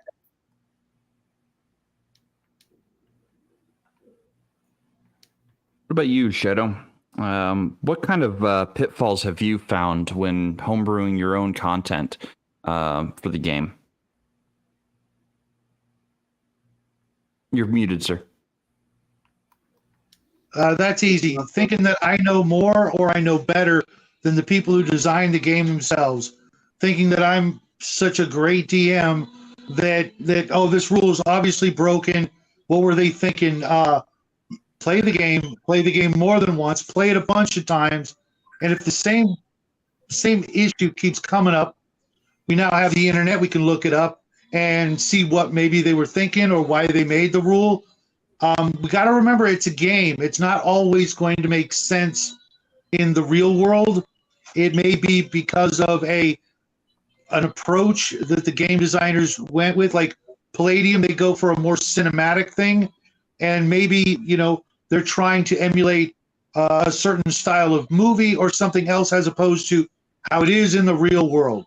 Too many times we think, oh, it would never be like this, or you know, it doesn't work like that. Well, no, it doesn't. But in this particular game, it does, and it does for a reason. And before I'm going to go reinventing the wheel, I'm going to play the game a bunch of times and see why, if I can, why they came up with that particular rule, and give them the benefit of the doubt before I start thinking that I know better. Okay. Well, yes, always read the rules in their entirety. It most certainly is. He always sings in the shower, and the shower is 10 feet away. Mind you, there's 2 doors in the way, but I suppose I could close the other door, but, you know, I think it's funnier not to. You know, and he's not singing. He's singing in German, teaching himself German. Pretty freaking amazing. Duh, but that's Russian. Anyways. Yeah. So, Bruce, what pitfalls have you come across when making your own content, and what can you offer as ways of circumnavigating the pitfalls that you have discovered? The biggest pitfall I found was actually like you have a friend that he's or she is in your game and they want to bring in a friend of theirs. And sometimes you'll be like thinking, well, I have 7 players in my game right now. If I have an 8th player, the experience points will be divided up right and we won't have problems we're having. So you add that 8th player, or you add that player that just puts the game completely off balance because they come in with a pre-rolled character with stats that are above average for your table, maybe. And they've got a character that you didn't see them create it, and you're asking questions damn near the first month. Where did you find this character at? What web forum did you get inspired by to create this abomination of a fucking character? Because this is not someone I would allow at my table typically, but somebody wants you to play in it, and I don't really like this character. Can you roll up something different? And they complain, and you acquiesce. I want to tell you guys as DMs out there, like, it's okay to say no to certain characters. It's okay to say no to certain players. Because you might have a good thing going on and trying to add something to the game that isn't needed just so somebody else could be quote unquote happy that their buddy's there and they can like screw up your game. They're going to be talking while you're trying to talk. They're going to be talking over you and other players. They're going to make the table experience miserable for those people that are involved with it. If you've got a good thing going on, hold off on adding that next person to the game. Don't do it yet. Play for another 3 or 4 sessions and ask yourself after those sessions, do I need to add somebody else, or am I having fun? Am I challenging the players adequately right now? Because by adding another player, you won't see this in the basic versions of the game or like the TSR editions, but after WotC bought the game, another player adding into the campaign an initiative modifier, an initiative and all that, you're adding something to the action economy. And you need, if you're going to be doing that, you need to add something to the other side to still make it challenging for your players. You need to, that's something that a lot of people don't think of. They're like, oh, well, we'll just add Tommy or we'll add Ralph and I'll have enough people. Well, they'll stop complaining, or what have you. And if you add something like that, you need to add something to counterbalance it. And the counterbalance, the efforts you make to counterbalance, that's actually where you're going to find out if your players are going to trust you as you try to fine tune your game, or if they were just trying to find some DM to steamroll so they could all hang out and trade memes and bad jokes. Oh yeah, there's a narrative here. I guess he's trying to tell a fucking story. When's the combat? When do I roll initiative? And I think a lot of us have seen that before. And then you probably don't want to have that at your table. Don't be intimidated by your players, and don't give in to them and say, yeah, we'll add one more person just to make you happy. Think about it. Run 4 more sessions and see if your balance, see if your game is challenging for your players without overwhelming them. And if you've got a good thing, say, I would want to add you. And you can be very nice, and you should be very diplomatic about this. Bring out your charisma. Say something like, I would add you to the table. What I have right now is actually challenging my players enough. If I add you, I'm going to spend the next 4 sessions killing player characters as I try to get the action economy right. And I don't want that to happen because right now the players are having fun and they're barely surviving things. I don't think it's at a point where they need to have somebody else come in. And I know that you know the game pretty well. I'm pretty happy for that. but I don't want that style. Here's just a theme of characters I want to have be selectable. And you came in wanting me to let you have this, which I don't allow. It's easy to say no. It's easy to keep things as they are. Right now we're having fun, and it's pretty challenging. I don't really want to mess that up because I don't want to give away victories. And it's okay to even feel like that because you're being a challenging DM. You're being the DM that you're supposed to be. Maybe that's wrong. Maybe that's selfish from a DM perspective. That's my own experience, though. Okay. Connell, any pitfalls that you can speak to on homebrewed content and ways that you mitigated your disasters? Kick out players. Oh, okay. Yeah, I've done that. Outcome Razor normally comes to play. If the problem with the campaign is simply a player, get rid of said player. What if it's a game rule? Going back to what it said, I final say at this game. If the rule does not work for the campaign that I run, then I will get rid of it and replace it. But I will make the decision. I will tell said party that this is my final say, and I'll write a note with date it, saying at this time, Dag, you cannot do. I have a DM that basically has told me that I cannot use rapid shot with daggers. I'm like, okay. The rule says otherwise, but you as a DM is making this call. I'm not going to argue it, and I just move on. So with that scenario, there's got to be some communication between the players and the DM. The players have to know why you're making this rule so they can understand it. It's not so you're just so it doesn't seem like you're just being a dick. But if the rule doesn't fit, work it, find a way to make it fit. And if you got a player, that's the problem, get rid of the player. This hobby that we're in is more popular now than it's probably ever been. So finding somebody who wants to fill a seat shouldn't be that hard. Or sometimes maybe, you got a 5-person crew and one of the people are being an ass and like, you know what? I can run this game at 4 with 4 players and just get rid of the player and move on the game as scheduled. Fair enough. I think it's very depending on, like everything else, everything is situational. There should not be any hard rules on anything because every situation is different than the next.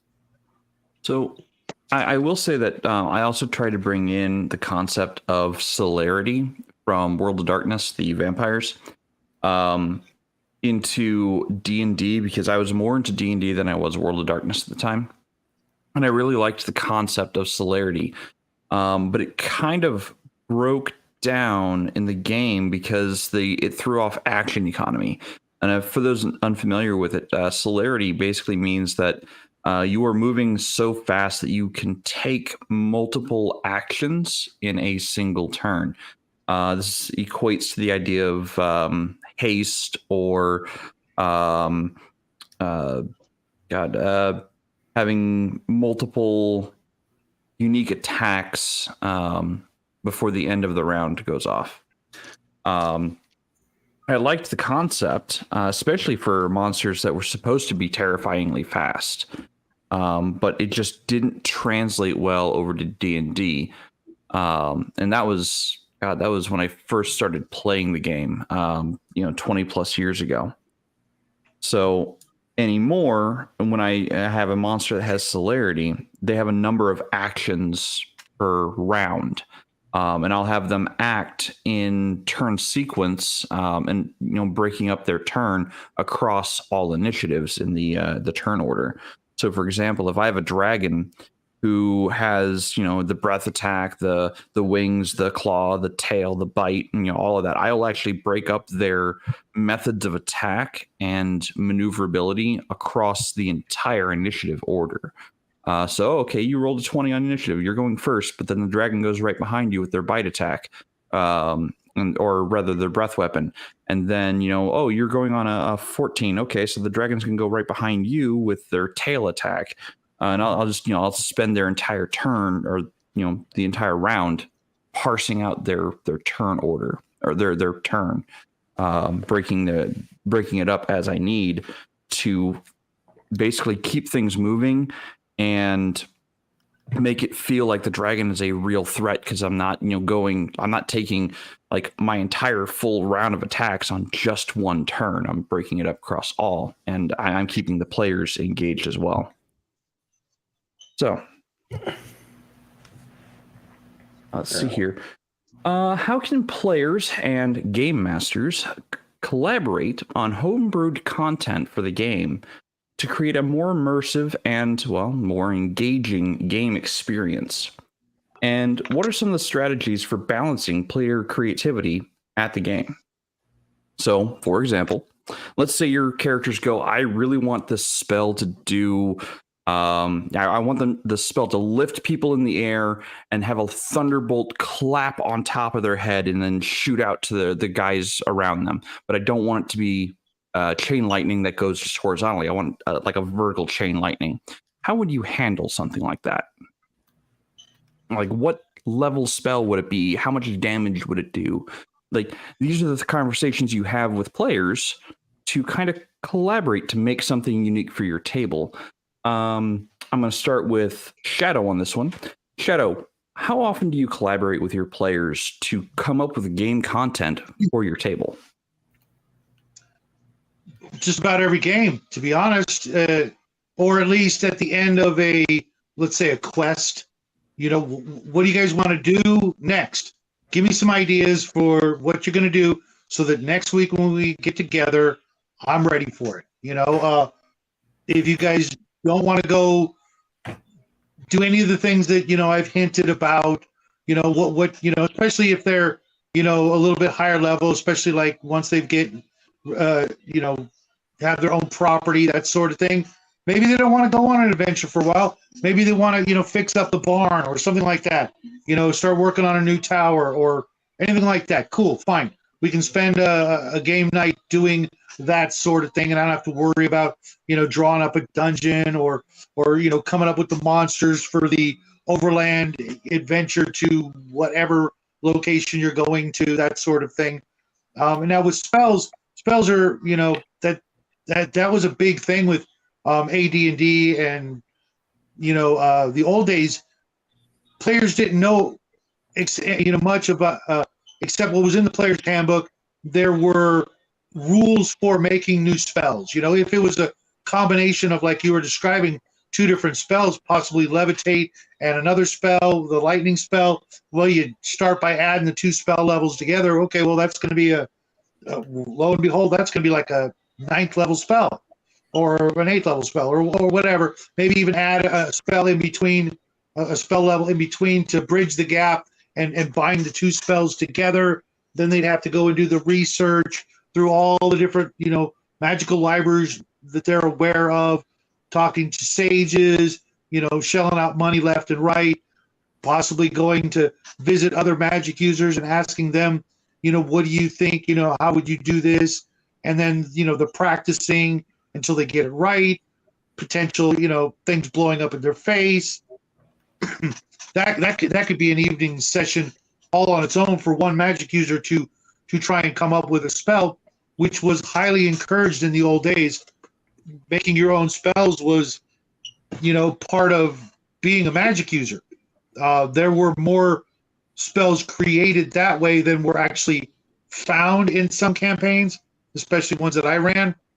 If the players didn't come across a scroll or a spell book or something for many a level, they would have to research their own spells, and sometimes they actually ended up researching spells they didn't even know were already out there, and maybe tweaked it a little, or like, well, you figured out such and such spell, it's on this page of whatever book, and they're like, oh, I didn't know it was already there. So that, and magic items were basically the same thing that I just said, but that's about it. The other stuff, that's on you as the DM. for the most part. If you want to, get their input on, things like that, that's cool. But most DMs are pretty tight-fisted on the reins of the other things. If it's pertaining to the world, it's like, no, you're not telling me, or suggesting places on the world that I didn't already have planned.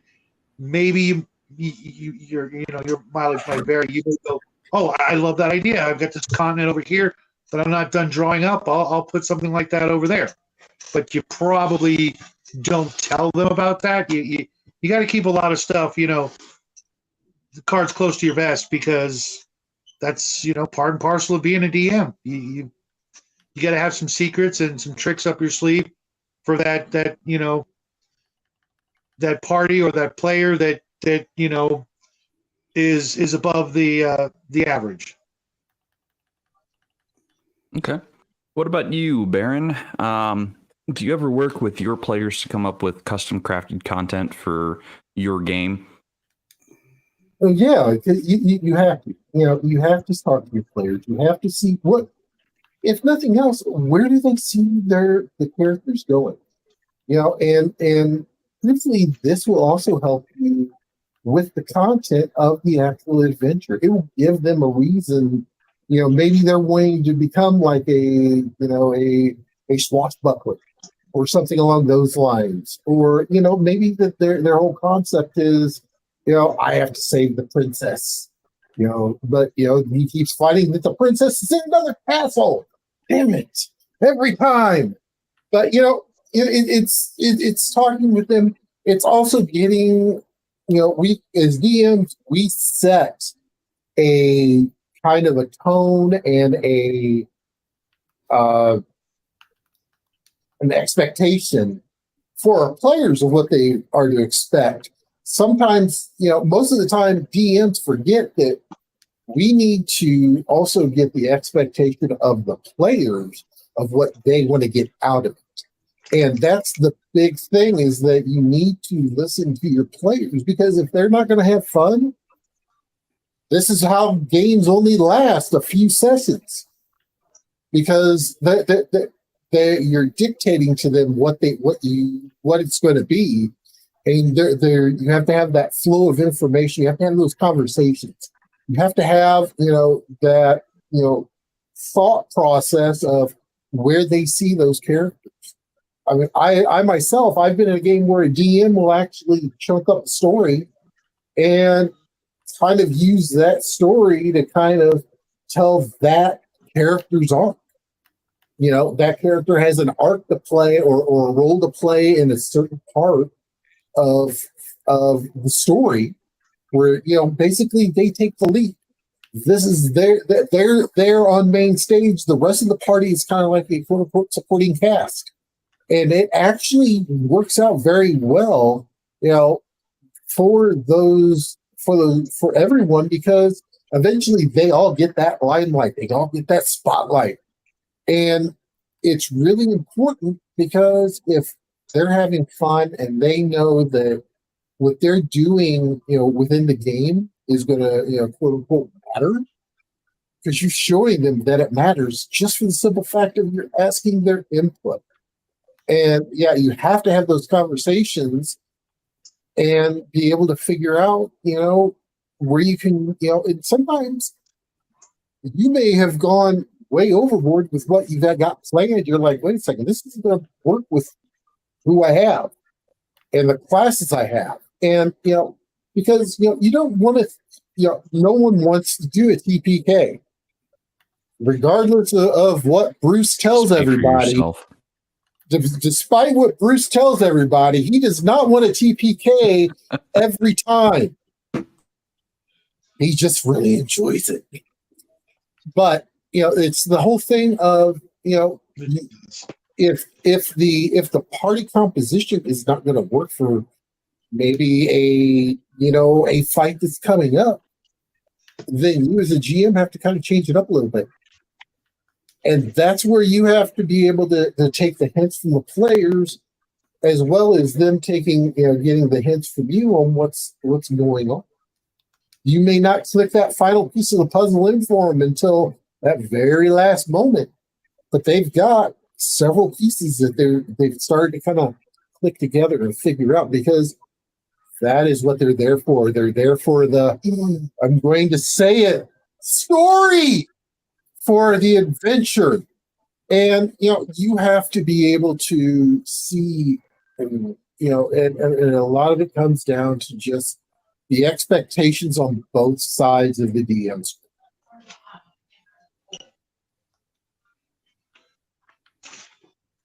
Okay. I'm gonna move this down to Bruce next. How often do you collaborate with your players in terms of making content for your table?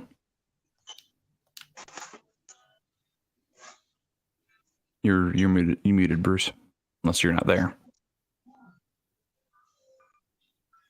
I'm gonna say he probably stepped away. Okay, so Connell, do you ever homebrew content alongside your players for use at the table? Oh yeah, I got a campaign that I run for, as I said before, for all women. It's a full woman party, and the basics of the campaign I'm running is basically episodes from Xena, the old TV series, because of the style of game that they wanted to play. So I will. I will say, okay, I'll watch the episode, remember how the episode goes. But let's say using one of the, let's say Sarah says, it'd be, I know I'm playing in Amazon, but it'd be really cool if it could do, my character could do this or that. And as much as I hate the concept of rule of cool, if it fits in the story that I'm telling already, then I don't have any bones about it. Yeah, that makes sense. We can make that work. Like one of the characters decided that, her character just died. And she's like, is there any way I could be a daughter of Athena, like a demigod?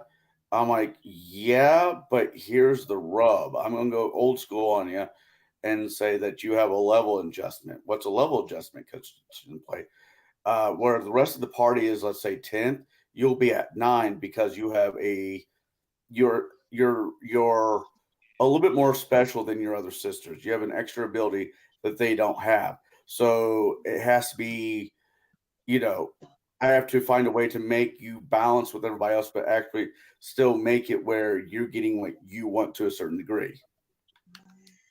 So when the rest of the party is 10th level, you're only going to be 8, but you have a divine way for coming up with what was Athena known for?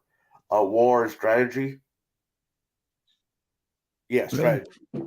If I haven't studied Greek in a very long time.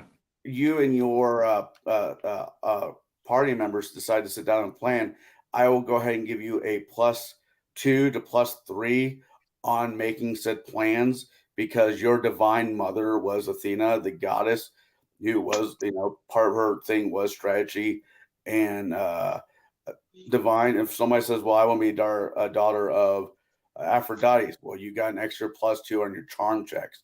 I try to make ways to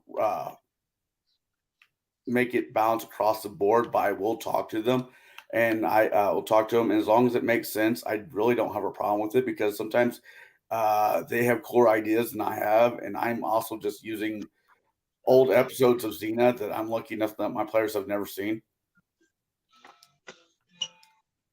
I mean, isn't that the hallmark of running content like that?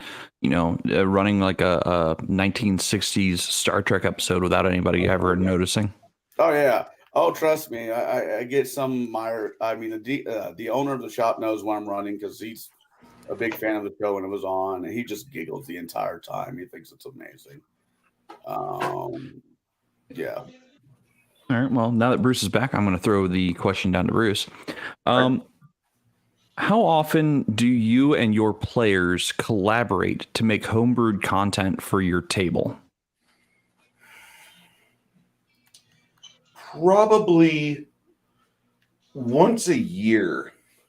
One of my players will have an idea, or we'll revisit something that I've banned or disallowed, and we'll get together and we'll discuss as to what makes it work, why would it work here, what's not making it work for me.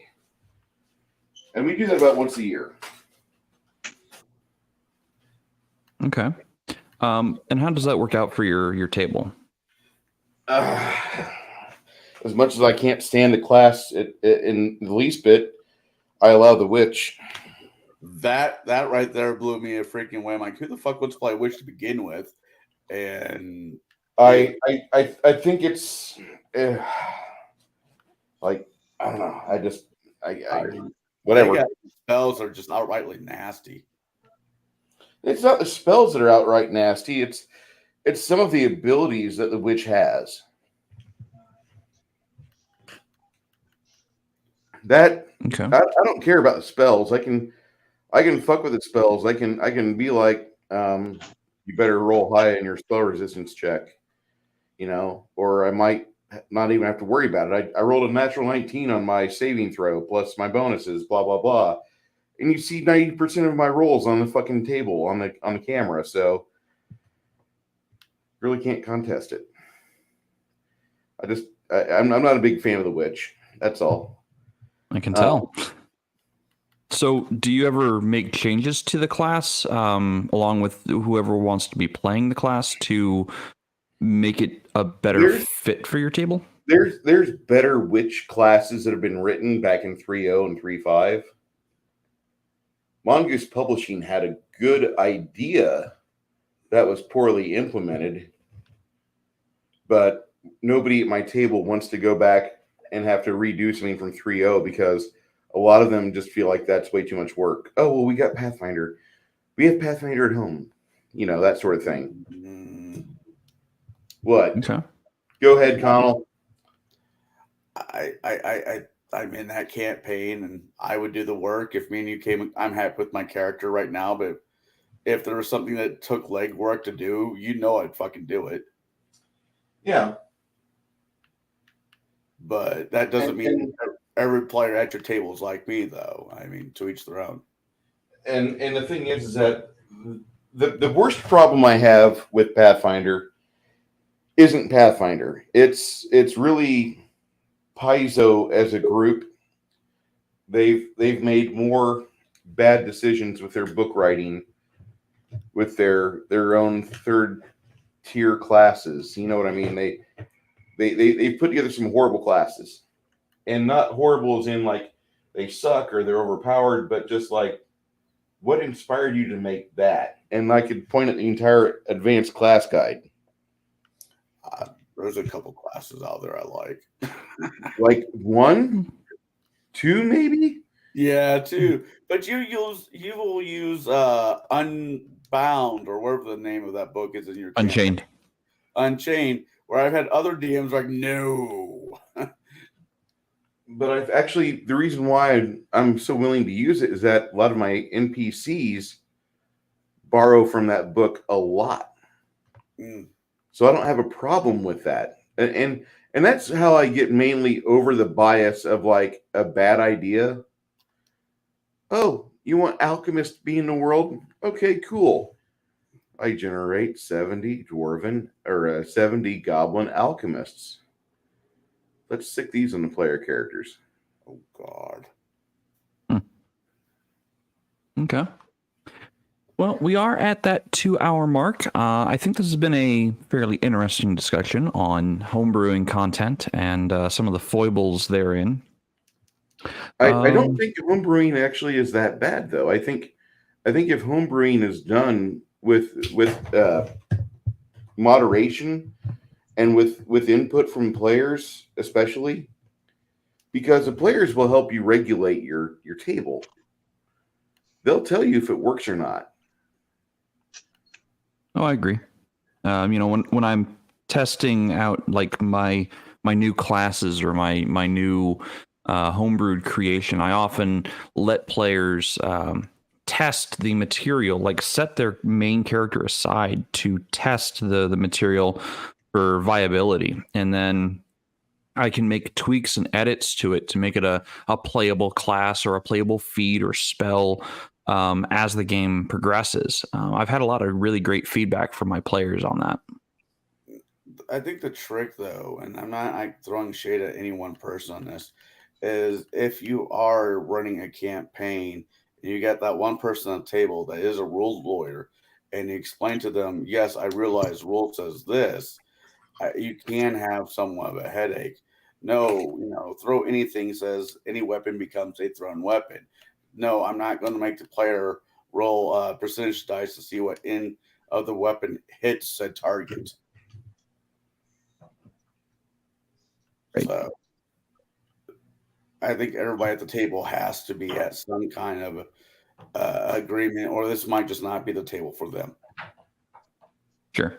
I've also, being a former power gaming min-maxing McMurder hobo rules lawyer, I can also attest to that. If there's a problem with the rule, throw the rule out of the game. If there's a problem with the player, throw the player out of the game. If the players are having a problem with the game master, well, maybe the players need to find a new game master. Those are always options available to all parties. Not saying, throw your table master, your game master out of his own house, because that just won't fucking happen. But if the group is not having fun, like as a group, something's wrong, and a conversation needs to be had. And have that conversation, figure out what works for your group, and run with it. The whole point of it's having fun. That's one of the key things right there. You just hit, Jaide. The DM and the players too, but the DM has to really keep an eye on the be the room thermostat, and he has to keep an eye on the room temperature. He has to always monitor that. It's funny about you said throwing a DM out of his own house. I was in a campaign when I was in Nashville where the DM got so fucking pissed off at somebody. He rage quit and left his own house because I played the game at rules as written, and he wanted to be he wasn't thrilled that I was able to argue the point with using the rules of the game. And well, but at the same time, it's the game master's table. So I mean, if they've got certain rules that they're just like, no, I'm not using that rule, I'm using this instead. The player has to be on board with that, or the player has to leave. I completely agree. I was trying to be copacetic with the guy, but he just wasn't having it. He says, fuck this, I'm out. And he walks out and gets in his car and drives away. I'm looking at his wife and the rest of the parties. Did he just rage quit his own house?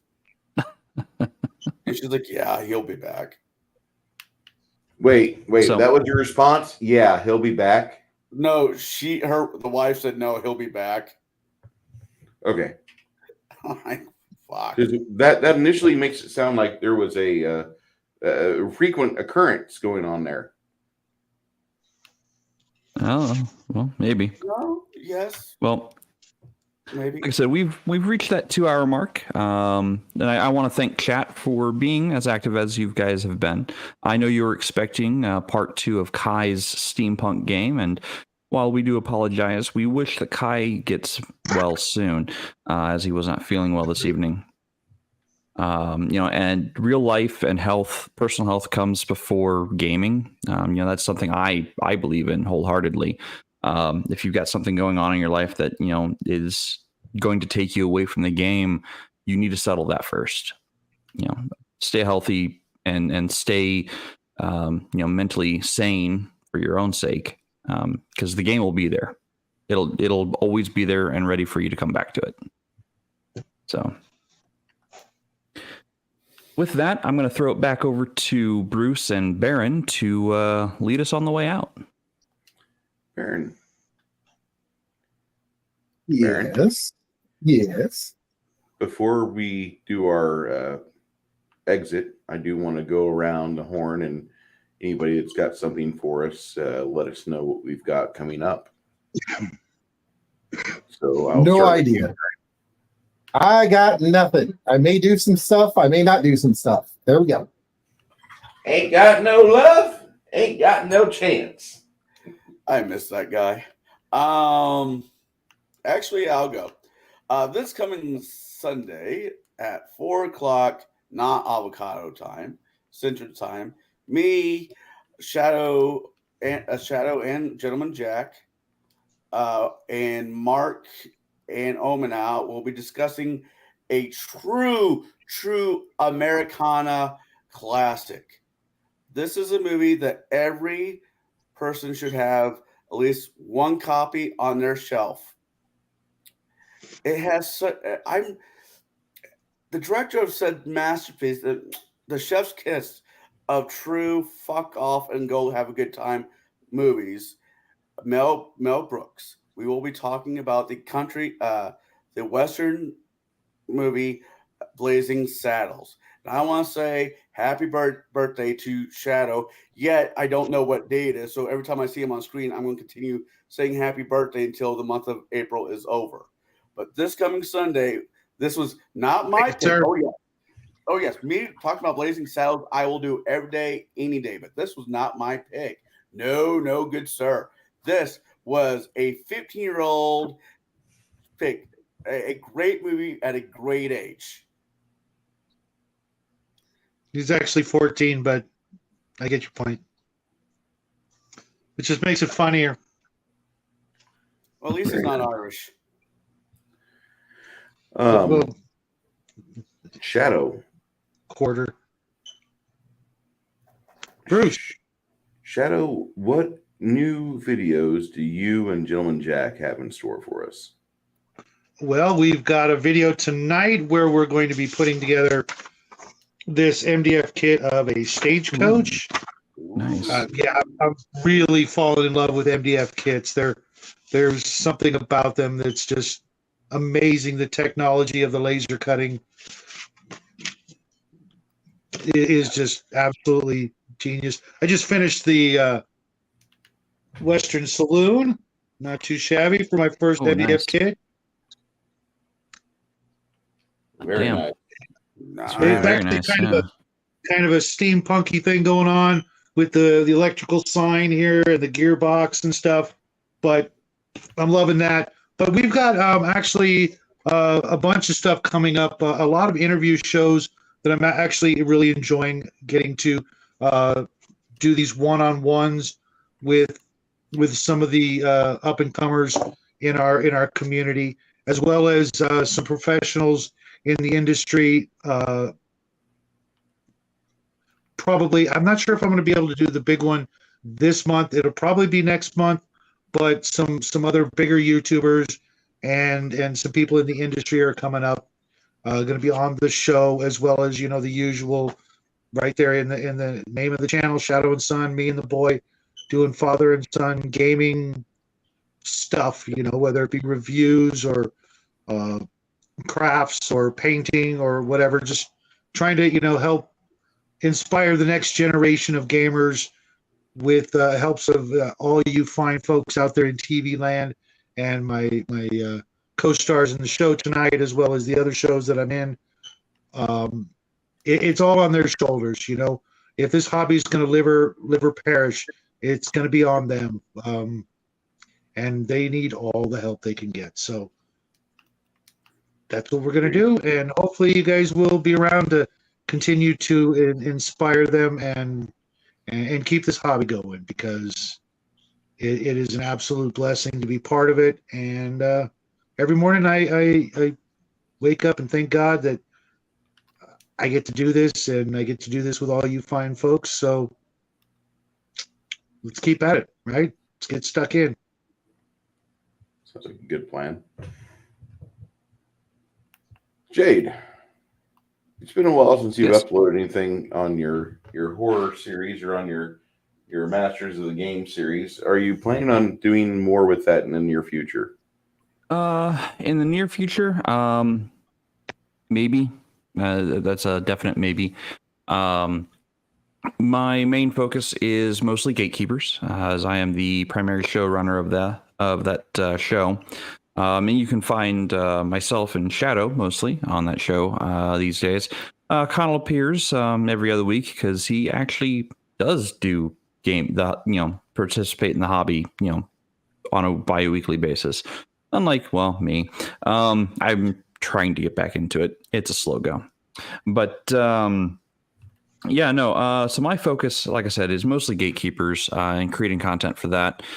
This next week is all about the creative origin of your own games and getting back in touch with what got you into the game. Nostalgia, not just the nostalgia aspect of it, but the things you do at the table. What is their influence? Where does that come from? And if you can find out, what your creative origin is and get back in touch with it, maybe it can spawn a whole new, new concept or a new direction for your own games. So that's what we're going to be talking about next week. Sounds like fun. Monday night, we're going to be having a 50th a 1 year anniversary show with Janet from Another Planet, discussing various movies and such. We're going to go over some of the highlight reel without using a highlight reel, and discuss all the things that we've really enjoyed over the past 52 episodes. And it's hard to believe that we've put together 52 episodes of that little show so far, which I'm really happy and proud about. That's my next big video that I'm doing. Should be doing some other stuff here pretty soon. I'm just hewing through some things on a review side, and do look for more Dungeons and Delvers stuff. I see the author of Dungeons and Delvers in our chat, Mr. David Guile. He's fresh from a move. He just moved halfway across country to the Promised Land, and I hope he really enjoys it.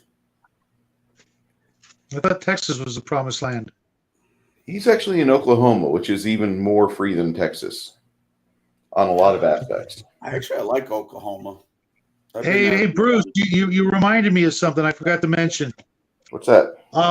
It was a little over a year ago that I met all of you guys, and this Saturday night, on the Shadow Chat, we're going to be talking about all the wonderful times I've had with all of you guys. Me and the boy, we've met some great people out there, and we're actually going to do a little tribute to all the folks out there, starting with obviously Cal Benoni and Grim to Say, who encouraged us to meet you guys, and then starting with my first appearance over on Biggest Geekus, all the way up until here we are now.